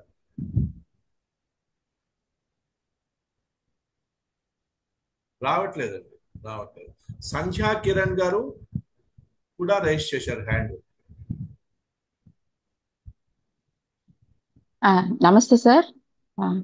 అందరికీ నమస్కారం, పెద్దలందరికీ. ఈరోజు కార్యక్రమం చాలా బాగుంది సార్. ఇండియన్ హిస్టరీ చదువుతున్నప్పుడు, గజనీ మహమ్మద్ గురించి చదువుతున్నప్పుడు ఈ ఫిరదౌసి పాత్ర రాకుండాను వినకుండాను జరగదు. ఈ ఫిరదౌసి గురించి ఆమ్, నేను గుర్రం జాషువా గారు రాశారని తెలిసి చాలాసార్లు చదవడానికి ప్రయత్నం చేశాను సార్ అది. కానీ ఆ కావ్య రూపంలో ఉండటం వల్ల నేను ఈజీగా చదవలేకపోయాను. 2 days క్రితం అనుకుంటాను ఒక గ్రూప్ లో నేను ఈ ఫిరదౌసి గజనీ గురించి కొన్ని పాయింట్స్ రాస్తున్నప్పుడు నిన్న అనుకోకుండా ఈ మన సిఎస్టి గ్రూప్ లో ఈ జాషువా గారి ఫిరదౌసి మీద జూమ్ ఉంది అని తెలిసినప్పుడు నాకు చాలా హ్యాపీ అనిపించింది సార్, చాలా సంతోషంగా అనిపించింది. అలాగే ఈ రోజు ఇది వింటున్నప్పుడైతే నాకు సార్ పద్య రూపంలో వివరించి చెప్పటము ఇదంతా కూడా చాలా ఎమోషనల్ గా అనిపించింది. ఆ ఎందుకంటే అది ఆ కవి గురించి నేను పూర్తిగా వినున్నాను, దాన్ని మీరు పద్య రూపంలో చెప్పటము అది ముఖ్యంగా ఆ లాస్ట్ లో అది నేను బుక్ లో చదువుతున్నప్పుడు ఉంటుంది. ఆయన ఆ, ఒక గుమ్మం నుండి ఆ బంగారు నాణ్యాలు వస్తాయి, ఇంకో గుమ్మం నుండి ఆయన శరీరాన్ని తీసుకెళ్తూ ఉంటారు అని చెప్పినప్పుడు అది చాలా హార్ట్ టచింగ్ గా ఉంటుంది సార్. దాన్ని ఆ, మీరు చాలా గొప్పగా ప్రజెంట్ చేశారు. కాకపోతే అన్ని పద్యాలు చెప్పలేటానికి టైం సరిపోలేదు అన్నారు. కానీ మేమైతే వినటానికి ఉన్నాం, సిద్ధంగా ఉన్నాం సార్. మొత్తం వినాలైతే నాకుంది. అలాంటి అవకాశం ఏమైనా ఉంటే నాకు తెలియజేయండి అప్పుడు. Thank you sir. ఇలాంటి మంచి ప్రోగ్రామ్ కండక్ట్ చేసినందుకు రఘుకుమార్ సార్కి, సిఎస్డి గ్రూప్ సభ్యులందరికీ కూడా నా అభినందనలు, ధన్యవాదాలు. Thank you sir. Thank you అండి. డాక్టర్ కలేషా సాహెబ్ గారు. నా వాయిస్ వినిపిస్తుందండి? వినపడుతుందండి. Okay okay. సో ఈరోజు రాధాశ్రీ గారు మంచి కావ్యాన్ని పరిచయం చేశారు, గుర్రం జాషువా గారిని పరిచయం చేశారు. ప్రస్తుతానికి గుర్రం జాషువా ఫిరదౌసిని ఎన్నుకునే దానికి కారణం ఏంటి? ఇప్పుడు ఎక్కడైతే మనకు ఇజ్రాయెల్ మొన్న ఇరాన్ మీద బాంబులు వేసిందో మీకు అందరికీ తెలిసే ఉంటుంది. అది ఇజ్రాయెల్ అనవసరంగా ఇరాన్ మీద బాంబులు వేసి యుద్ధాన్ని తెచ్చింది మన ముందు. అదే ఇరాన్ లో ఉండేటటువంటి తూస్ అనే ప్రాంతం, ఇరాన్ లో ఉండేటటువంటి పర్షియా సామ్రాజ్యం. అప్పుడు ఇరాన్ లో ఉండే తూస్ అనే ప్రాంతానికి చెందినటువంటి వ్యక్తి ఫిరదౌసి. ఫిరదౌసి కంటే ముందు దకీకి అనే ఒక రైటర్ ఉంటాడు, కవి ఉంటాడు. అతను షానామా అనే గ్రంథం రాస్తుంటాడు అనమాట. అంటే ఇరాన్ సంబంధించినటువంటి ఇరాన్ ఏలినటువంటి రాజులకు సంబంధించిన చరిత్రను అతను అక్కడ ఉండే పద్యాల రూపంలో రాస్తూ ఉంటే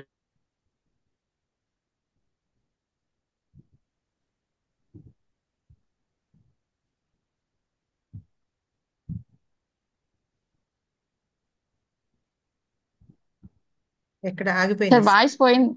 వాయిస్ పోయిందండి. చూస్తున్నారు కలేష గారు.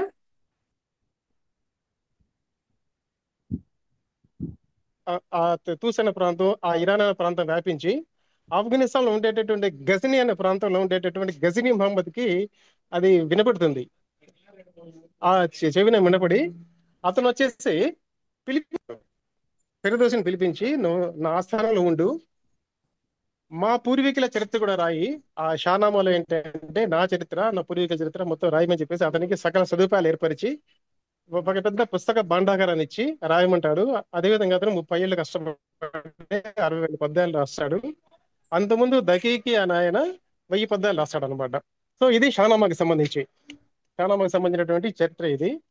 సో ఫిరదౌసికి వచ్చేసి ఒక వర్షన్ ఏంటంటే రాజు మోసం చేశాడు, వెండి నాణాలు ఇచ్చిపోమని చెప్పేసి ఒక వర్షన్. ఆ వర్షన్ లో మన జాషువా గారు రాస్తాడు. ఇంకొక వర్షన్ ఏంటంటే గజనీ మహమ్మద్ ఏం చేస్తాడంటే ఒక సభికుడిని పిలిపించి, ఆ సభికుడు లేదా సైనికుడు పిలిపించి అతని బంగారు నాణాలు పంపిస్తే ఆ సైనికుడు మధ్యలో ఏంటంటే బంగారు నాణాలు మాయం చేసి దాంట్లో వెండి నాణాలు నింపి అవి తీసుకొచ్చి వెళ్ళాడు ఆయనకి ఫిరదౌసికి ఇచ్చేటప్పటికి ఫిరదౌసి దాన్ని వచ్చేసి అవమానం పాలయ్యి తిరస్కరించి నాకు చెప్పడం, మళ్ళీ అక్కడి నుంచి వచ్చేసి వెళ్ళిపోవడం అనేది జరుగుతూ ఉంది.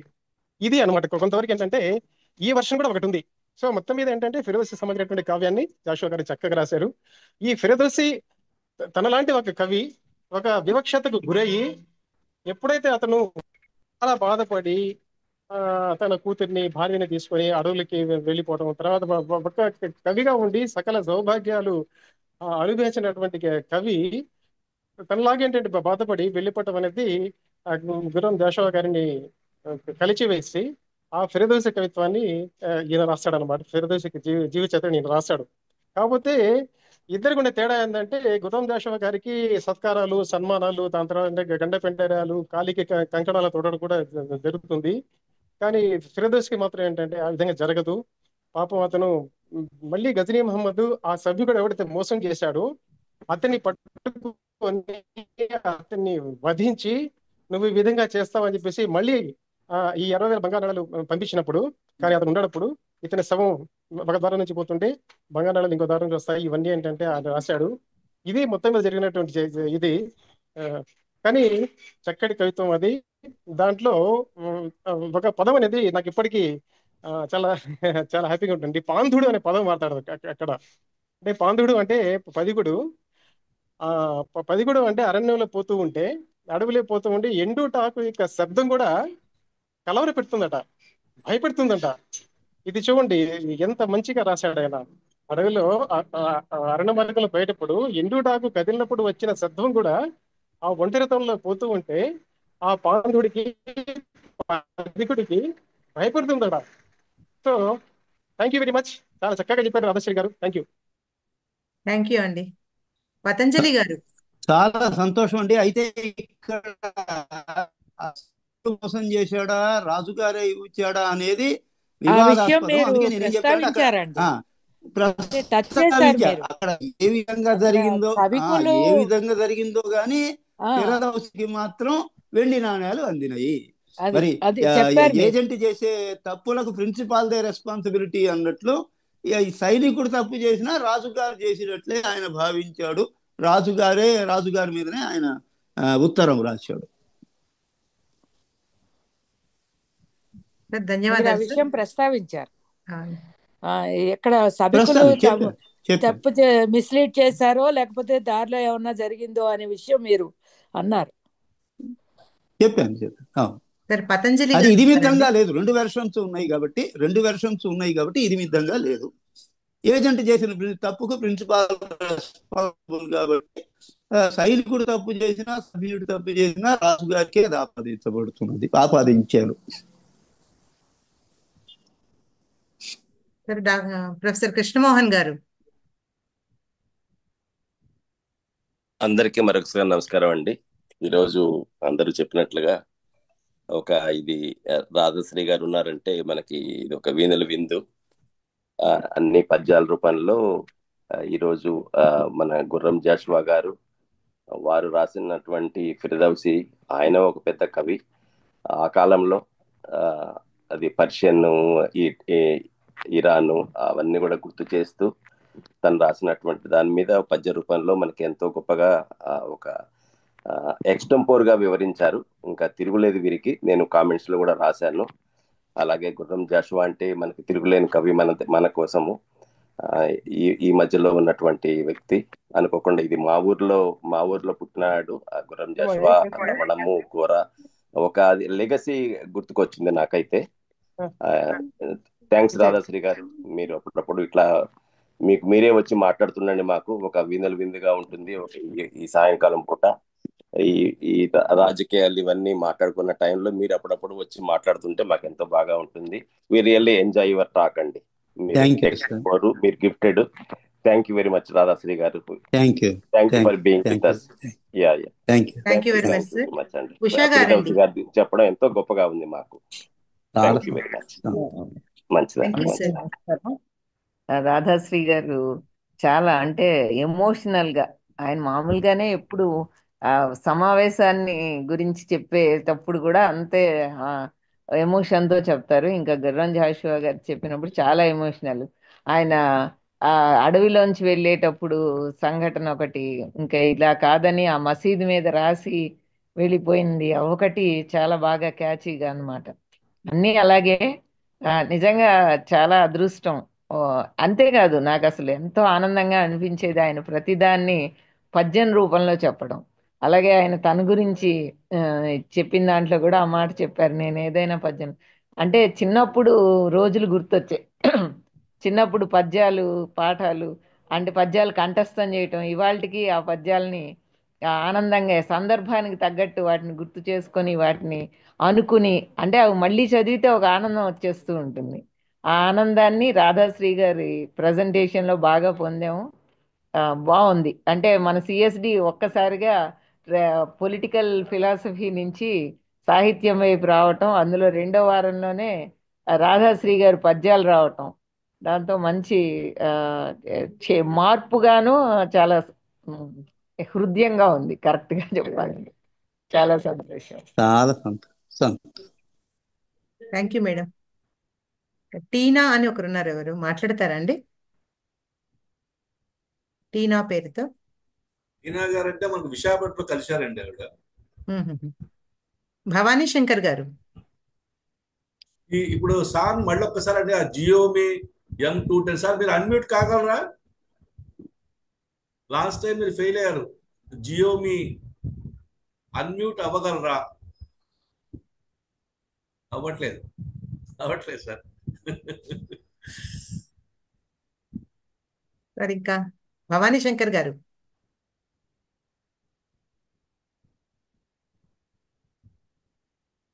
ప్రసూన.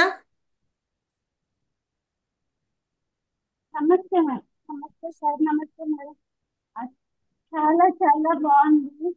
చదువుకున్నప్పుడు గజనీ మహమ్మద్, సోమనాథ్ దేవాలయం కొల్లగట్టు అదంతా గుర్తుంది, కానీ ఈ జాషువా గారు అసలు నాకు అసలు గుర్తులో ఏంటి అని యాంగ్జైటీగా ఉండాను. కానీ వింటున్నంతసేపు చల్లి నీళ్ళు అసలు ఆగలేదు నిజంగా కూడా. అది కష్టానికి తగ్గిన ప్రతిఫలం కాకపోయినా గుర్తింపు కూడా లేకుండా చనిపోయిన తర్వాత పశ్చాత్తాపడడం అనేది అసలు ఏంటి ప్రయోజనం అనిపించింది. చాలా చాలా thank you sir. Thank you madam. ఇంకెవరైనా మాట్లాడతారా అండి? ఇంకెవరైనా? అంజయ్య గౌడ్ గారు ఉన్నారు. సునలత, నువ్వు కూడా మాట్లాడాలి. చెప్తాను సార్.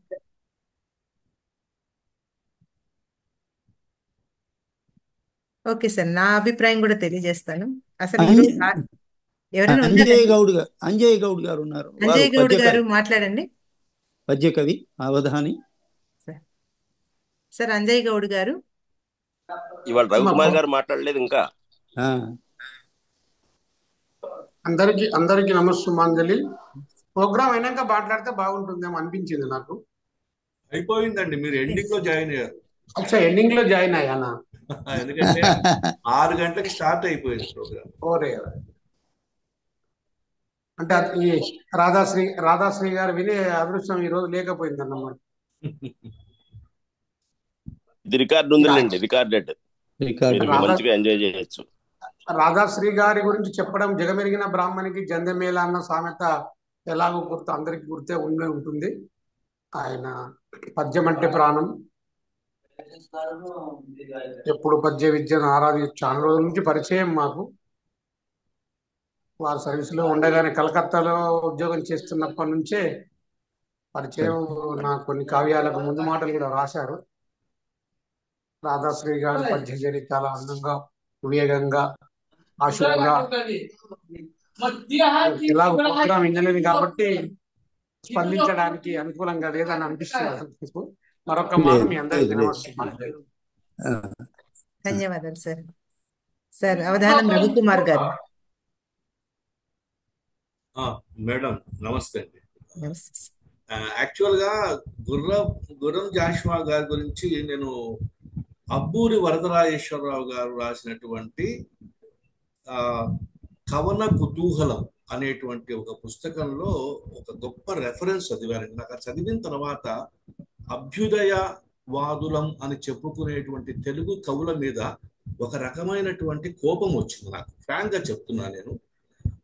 ఎందుకంటే ఆ లైఫ్ త్రూ అబ్బూరి వరదరాజేశ్వరరావు గారు చెప్తారంటే, ఆయనకి అవార్డు ఇచ్చిన ఫంక్షన్ లో కూడా ఆయనకి భోజనం సపరేట్ గా పెట్టారు. ఈ సోకాళ్ళు అభ్యుదయ కవులు కూడా దాన్ని ప్రొటెస్ట్ చేయలేదు. ఒక్క అబ్బూరి వరదరాజేశ్వరరావు ఒకటి చిన్నపిల్లగాడు కాబట్టి గబగబా వెళ్ళి ఆయనతో కూర్చొని భోంచేశాడు అనే ఒక మాట ఉంది. వాడు నిజంగా కనుక అది ఎంత నిజమో, ఎంత సత్యమో, ఎంత అసత్యమో నాకు తెలియదు. అది కనుక సత్యం అయితే గనక నాకు సోకాల్డ్ అభ్యుదయ కవులు అని చెప్పుకునే వాళ్ళ పట్ల ఏమాత్రం గౌరవం లేదు. ఎందుకంటే ఆ రోజున ఆ మీటింగ్ లో అందరూ అభ్యుదయ కవులు ఉన్నారు. కాబట్టి ఇది కొంత బాధాకర విషయం. ఎందుకంటే మనం చాలా విషయాల్ని కప్పేస్తాం చరిత్రలో. అభ్యుదయ కవులు మన గుర్రం జాషువా గారిని సరిగ్గా సమానతతో ట్రీట్ చేయలేదు, కుల అహంకారాన్ని చూపించారనేది వాస్తవం. తర్వాత చివరికి ఆయనకు గండపెండేరం తొడిగిన వ్యక్తి ఏమో చెల్లపిల్ల వెంకట శాస్త్రి గారు. ఇది విచిత్రం. తిరుపతి వెంకట కవుల్లో ఒకరైనటువంటి చెల్లపిల్ల వెంకట శాస్త్రి గారు సాంప్రదాయ కవి, పాత కవి అని అనుకునేటువంటి ఆయనేమో ఈయనకి గండపెండేరం తొడుగుతాడు. అభ్యుదయ కవులమని నిరంతరం భుజాల మీద పెద్ద పెద్ద జెండాలు వేసుకొని తిరిగే వాళ్ళేమో ఆయనతో సమానంగా ట్రీట్ చేయలేదు అనేటువంటి ఒక కంప్లైంట్ నేను విన్న తర్వాత చాలా బాధపడ్డాను. ఇక నేను యాక్చువల్గా గుర్రం జాషువా గారి సాహిత్యం గొప్పగా చదివానని చెప్పాను, కానీ గబ్బిలం అనేటువంటి కావ్యం మాత్రం నేను 2 సార్లు చదివాను. చిన్నప్పుడు ఒకసారి చదివాను, మళ్ళీ రీసెంట్గా ఒక 7-8 years బ్యాక్ మళ్ళీ మొత్తం కావ్యాన్ని చదివాను. అసలు నాకు గబ్బిలం చదివిన తర్వాత జాషువా గారి యొక్క మహోన్నత తత్వం నాకు అర్థమైంది. ఎందుకంటే అతను ఎంత స్ట్రగుల్ అయ్యాడో లైఫ్లో, ఎక్కడా కూడా ఆ స్ట్రగుల్కి కోపాన్ని ప్రదర్శించినా సరే ద్వేషాన్ని మాత్రం ప్రదర్శించలేదు. అంటే ఆగ్రహాన్ని చూపించాడు కానీ ఎక్కడా ఆగ్రహంలో ద్వేషం లేకుండా చూపించాడు ఆయన. అంత గొప్ప కవి. బహుశా మనకు ఆధునిక తెలుగు సాహిత్యంలో మహాకవి అని చెప్పుకోదగ్గ ఒకే ఒక బిరుదు ఎవరికైనా అవకాశం ఉందంటే నా ఉద్దేశంలో మాత్రం గుర్రం జాషువా గారికే ఉంది. ఆయన గబ్బిలంలో రాసిన ఒక్క చిన్న పద్యం నేనేం పెద్ద రిసైట్ చేయట్లేదు, టెక్స్ట్ బుక్ నా ముందు పెట్టుకొని చదువుతున్నాను. ఏనాడు మా కావ్యకర్తల జిహ్వ విశ్వ సత్యమును ఆలపింపగలదో, ఏనాడు మా జాతి దృష్టి మాంజమునాపి చుట్టుప్రక్కల తేరి చూడగలదో, ఏనాడు మా బుర్రలి చుట్టూ తలలేని బుక్కిటి కథలలో చిక్కుపడవో, ఏనాడు మా విద్యలు ఇనుప సంఘమునందు చిలుము పట్లక ప్రకాశింపగలదో, తనువు దాచక సోమరితనము వీడి ఎన్నడీ మఠంబులు బిచ్చమెత్తుకొనవో, అట్టి శుభవేళకై కొంగుబట్టి నిలచి నలిగిపోవచ్చున్నది నా మనస్సు అంటాడు ఆయన గబ్బిలంలో. కాబట్టి నా ఉద్దేశంలో నాకు చాలా కాలం తర్వాత, అంటే ఈ 10 ఏళ్లలో నేను చాలా రివ్యూ చేసుకున్నాను ఈ సాహిత్యం మీద. అప్పుడు నాకు అనిపించింది ఏంటంటే గుర్రం జాషువా అటు నాకు ఒకవైపు, అలాగే కాళోజీ నారాయణరావు తెలంగాణ నుంచి మహాకవులుగా నిలబడి అర్హత ఉన్నటువంటి వాళ్ళిద్దరే అనేటువంటి ఒక భావనకి నేను వచ్చాను.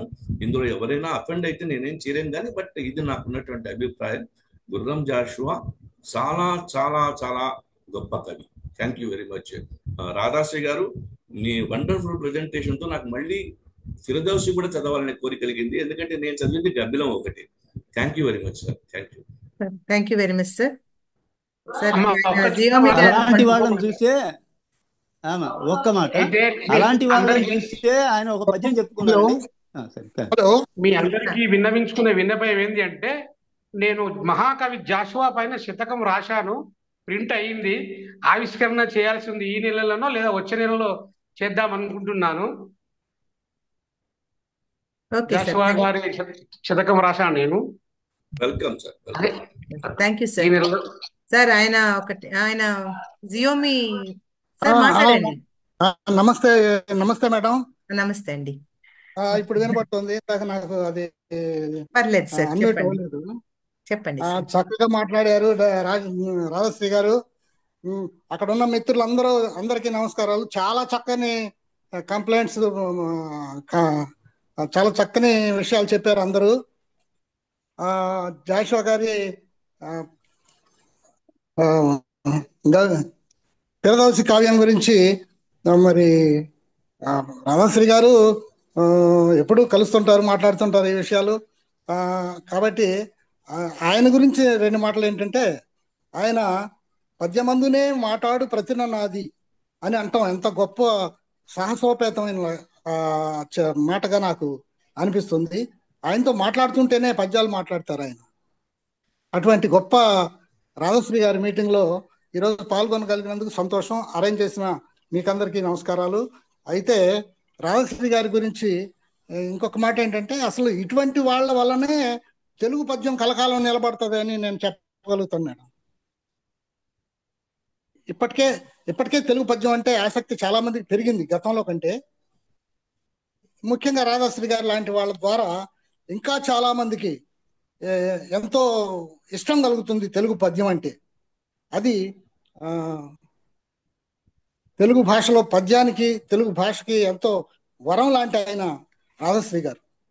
అందుకే నేను ఇదివరకు ఎప్పుడో రాసిన పద్యం గుర్తుండి చదువుతున్నాను వారి గురించి. ఎవరు గ్రోలిన గ్రోలకుండినను పారే గంగ స్తంభించునే,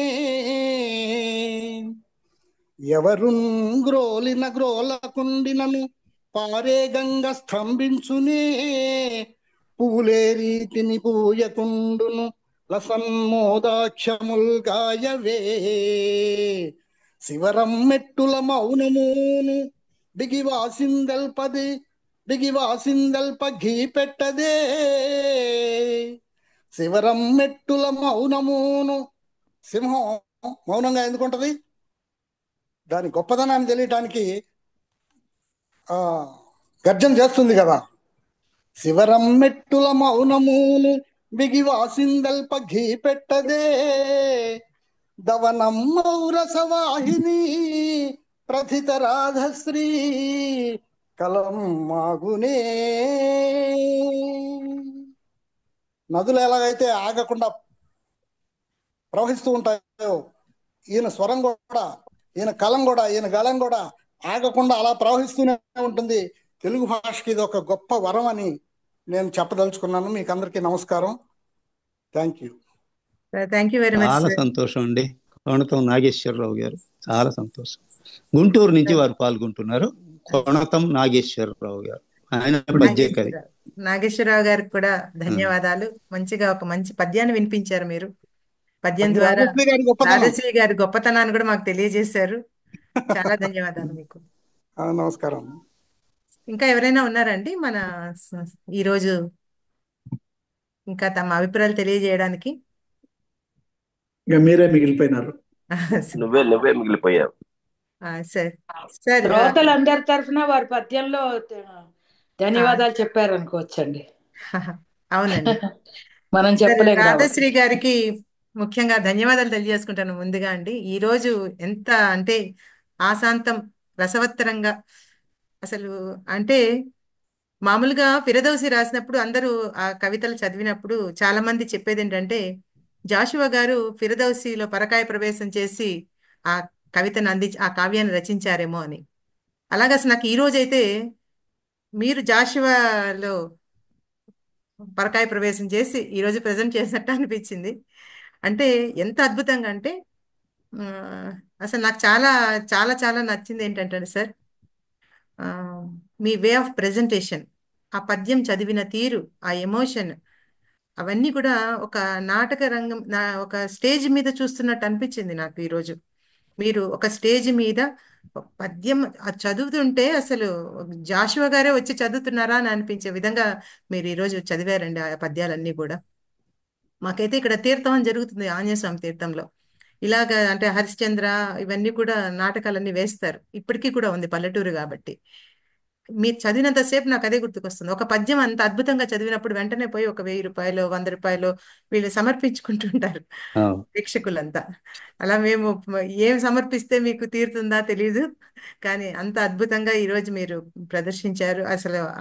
అసలు ఉపన్యాసం అంటే ఒక ఇన్నాళ్ళు సిఎస్డిలో ఒక రకమైన టాక్సే ఉండేవి. ఈ రోజు సిఎస్డిలో ఒక రకం అంటే ఒక కొత్త ఒరవడి అన్నమాట. ఒక పద్యం ద్వారా ఆ కవిని పరిచయం చేయడం, ఆ పద్యాలు చదివి వినిపించడం, ఇంత చాలా అద్భుతంగా అనిపించింది. అసలు మీరు చాలా గ్రేట్ సార్. నాకైతే చాలా ఎమోషనల్ గా అనిపించింది మిమ్మల్ని అలా ఈరోజు ప్రెజెంటేషన్ అంతా చూస్తుంటే కూడా. ఆద్యంతం కూడా చాలా అద్భుతంగా చెప్పారు అందరూ ఇదంతా. కానీ నాకు ఇక్కడ అంటే మీకు దాంట్లోనే ఒకటి, క్షణము గడిచిన దాన్ని వెనక్కు మరలు సాధ్యమే మానవునకిలా చక్రమందు అటిపోయిన యుగముల నాటి చరిత మరల పుట్టింప కవియే సమర్థుండగును అని. ఇలాంటి పద్యాలు, కావ్య పద్యాలు చెప్పడానికి మీరే సమర్థులు. మాకు అటువంటి గొప్ప సాయంకాలాన్ని మీరు మాకు అందించారు.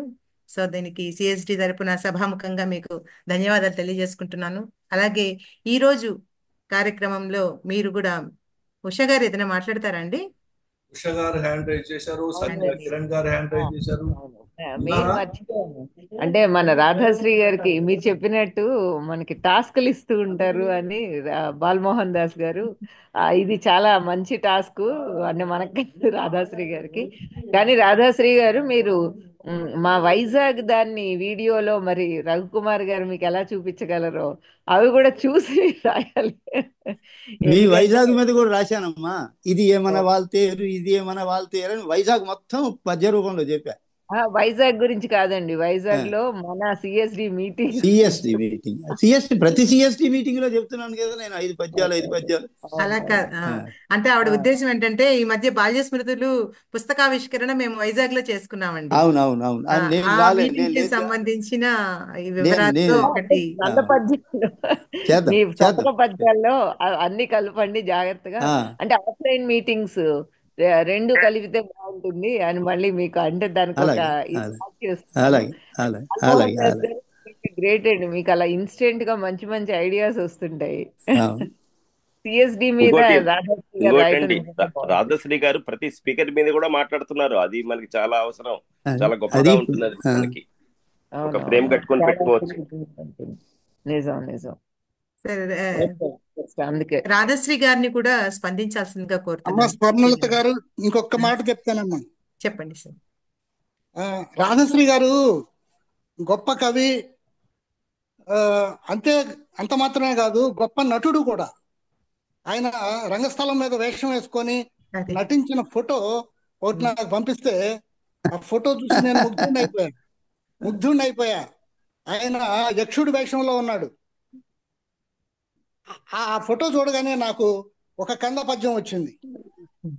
ఏమనంటే సురవర గంధర్వశ్రీ నరుడయ రూపకమునందు నటించుటకై సురవర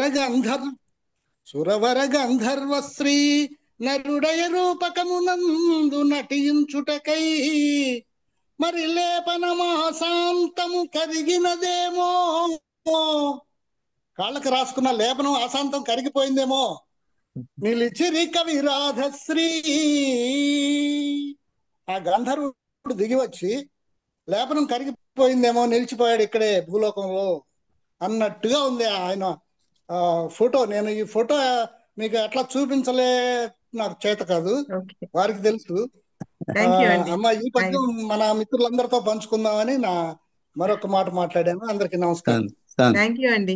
అలా ఎందరికో స్ఫూర్తినిచ్చారు రాధశ్రీ గారు. ఇప్పుడు మీ స్పందన కూడా తెలియజేయాల్సిందిగా కోరుతున్నానండి.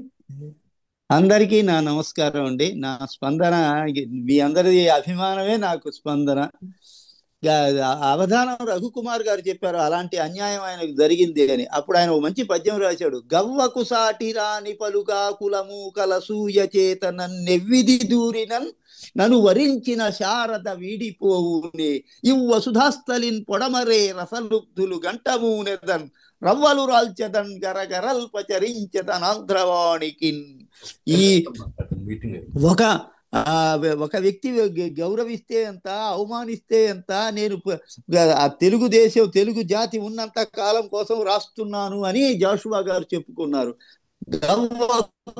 సాటి రాని పలుగా కులము కలసూయ చేత నన్నెవ్విది దూరినన్ నన్ను వరించిన శారద వీడిపోవునే ఇవ్వస్థలిన్ పొడమరే రసలుబ్ధులు. ఇవాళ మీలాంటి రసలుబ్ధుల మధ్యలో మళ్ళా నేను జాషువా గారి కావ్యం చెప్పడం నా అదృష్టంగా భావిస్తున్నాను. ఈ వసుధాస్థలిన్ పొడమరే రసలుబ్ధులు గంటమూనెదన్ రవ్వలు రాల్చెదన్ గరగరల్పచరించెదన్ ఆంధ్రవాణికిన్ అన్నారు జాషువా గారు. కాబట్టి సాహిత్యం ఉన్నంత కాలం పద్యం ఉంటుంది, పద్యం ఉన్నంత కాలమే సాహిత్యం ఉంటుంది. ఊరికేనైనా అక్కడ ఊరికే చెత్త అంతా రాసి నాది సాహిత్యం అనేవాళ్ళు చాలా మంది ఉన్నారు. ఇవాళ ఆంధ్రపత్రిక ఇచ్చట అమ్మబడును, వెళ్ళను చింతపల్లి, ఇది కూడా పద్యమేనని వాళ్ళే బుకాయించుకునే వాళ్ళు చాలా మంది ఉన్నారు. అందుకనే నేను రఘుకుమార్ గారిని కూడా రిక్వెస్ట్ చేసేది ఏమిటంటే నెలకొక్కసారైనా ఒక కావ్యాన్ని గురించి ఇట్లాగే పదబంధురంగా ఇదే టెంపోలో ఒక్కొక్కసారి ఒక్కొక్క కావ్యం, తెలుగు కావ్యాల్లో ఉన్న పట్టేమిటో చూపిస్తాను. తెలుగు కావ్యాల్లో ఉన్న విశేషం, ఆధునిక కావ్యాలు, ప్రాచీన కావ్యాలు, వాటిలో ఒక్కొక్కసారి ఒక్కొక్క. రాధశ్రీ గారు, ఖచ్చితంగా మనము నెలకు ఒకసారి కాకపోయినా 6 వారాలకు ఒకసారి, అంటే నేనంటే ఒక బ్యాలెన్స్ చూసుకోవాలి. మనకు ఒక మేనేజ్మెంట్ సబ్జెక్ట్స్ ఉన్నాయి, దాంట్లో కావ్య పఠనము, సాహిత్యము ఒక ఏరియా మనకు. అలాగే అంటే రాజకీయాలు ఉన్నాయి, లా ఉంది, చట్టాలు, రకరకాల విషయాలు చర్చించుకుంటాం మనం. కాబట్టి నా ఉద్దేశంలో 6 వీక్స్ కి ఒకసారి. అది కాకుండా నాకు కూడా గుర్రం గబ్బిలం గురించి మళ్ళీ మీ ద్వారా వినాలని ఉంది. ఎందుకంటే రాణి శివశంకర శర్మ గారు ప్రామిస్ చేశారు ఒరిజినల్ గా, అయితే ఆయన తర్వాత మళ్ళీ ఎందుకు మాట్లాడలేకపోయారు. రాణి శివశంకర శర్మ గారు నెక్స్ట్ వీకో ఆ పై వీకో వస్తున్నారు. ఆయన అప్పుడు నూతిలో గొంతుకలు అని వారి మన బైరాగి గారి, ఆలూరు బైరాగి గారి కవి అది పుస్తకం మీద మాట్లాడుతున్నారు, కవిత్వం. సో అందువల్ల నేను సాహిత్యానికి తగినంత స్పేస్ ఇద్దాము. I'm also very much interested to have major part of our discussion. Once in 6 weeks. Okay. Radhasri గారు ఆయన ఏమో అవధానం గారు. చెప్పండి సార్. అవధానం గారు ఆయన, జాషువా గారు ఏమో గుర్రం, మీరేమో పిడుగు. బాగుంది. మా స్వర్ణలత ఎటు ఉంది, బంగారం స్వర్ణలత. బాలమోహన్ దాస్ గారు కవిత్వం వచ్చేస్తుంది. ఆవిడ స్వర్ణలత గారు బంగారు తీగ సార్. మీరు సమ్మోహనం చేసే బాలమోహన్ దాస్ గారు కాబట్టి సమ్మోహనం చేసే బాలమోహన్ దాస్ గారు. రైట్, చాలా సంతోషం. ఈ సమావేశానికి ఇచ్చేసిన అందరికీ కూడా మరొకసారి కృతజ్ఞతలు తెలియజేసుకుంటున్నాం సార్. అలాగే రాధశ్రీ గారికి ప్రత్యేకంగా ధన్యవాదాలు. ఈరోజు చాలా ఎఫెక్టివ్ గా మీ టాక్ అంతా ఉంది, అందరిని అలరించింది. అలాగే మళ్ళీ కావ్యం పఠనం మీద ఆసక్తిని కూడా పెంచింది. ఇలాగా మోడరేట్ చేయడానికి నాకు సిఎస్డి తరపున అవకాశం ఇచ్చిన అవధాన రఘుకుమార్ గారికి మరొకసారి ధన్యవాదాలు తెలియజేసుకుంటూ, రాబోయే 2 నెలలు మీరేనండి, జూలై ఆగస్టు అన్ని నువ్వు చేస్తేనే బాగుంటుంది స్వర్ణలత, చాలా బాగుంటుంది. మీరే బాగా చేస్తున్నారు అందరికంటే. స్వర్ణలత గారు ఇంకొకరు మిగిలిపోయినారు, సామ్సంగ్ SM పేరు తెలియదు, సార్ కూడా మాట్లాడాలనుకుంటున్నారు. మాట్లాడండి సార్, అన్మ్యూట్ చేసుకొని మాట్లాడండి. అన్మ్యూట్ లోనే ఉన్నారా సార్? సామ్సంగ్ SM ప్లీజ్ మాట్లాడండి సార్. సార్ మీరు అన్మ్యూట్ అయి ఉన్నారు. Samsung SM A065F.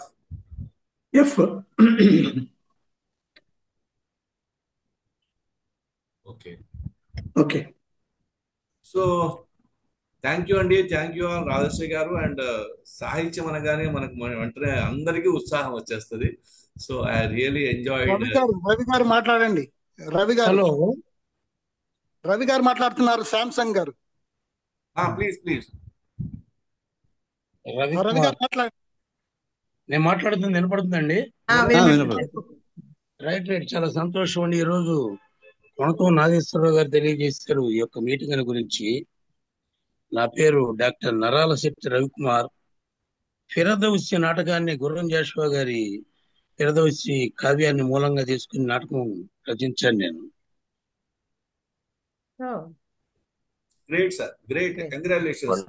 మేము దీన్ని అనేక చోట్ల ప్రదర్శించామండి. అలాగే యూట్యూబ్ లో కూడా మరి ఫిరదౌసి నేను గురించినటువంటి నాటకం ఉంది, మీరు చూస్తే. నా పేరు కొడితే నరాల శెట్టి రవికుమార్ అని. నాకు చాలా సంతోషం వేసింది. ఈ రోజున ఫిరదౌసి మీద ఒక కార్యక్రమం చేస్తున్నారు, ఒక చాట్ ఒకటి జరుగుతుంది అంటే. కానీ కాస్త ముందుంటే బాగుండేది, 2 పద్యాలు పడేవాడిని. అది ఇంకా టైం ఉందండి. సార్ మీరు కూడా నెక్స్ట్ టైం మీరు కూడా సెషన్ లో జాయిన్ అవ్వచ్చు. ఒక 2 months పాటు మాకు ఒక అడ్వాన్స్డ్ ప్రోగ్రామ్ ఉంది. అది అయిన తర్వాత సెప్టెంబర్ లో ఫ్రీ డేస్ ఉంటాయి. మీరు మీ నాటకాన్ని ప్రజెంట్ చేయొచ్చు ఒకసారి. Right sir. We will be very happy and we will be very much thankful to you. Thank you very much. Voluntary contribution. Thank you. Thank you. So సెలవు తీసుకుందామండి వాటికి. చాలా సంతోషం sir. Thank you all. By by. నమస్తే sir. సంతోషం sir Rajshri గారు నమస్తే. Thank you అండి. Thank you very much sir. అందరికీ నమస్కారం. సంతోషం.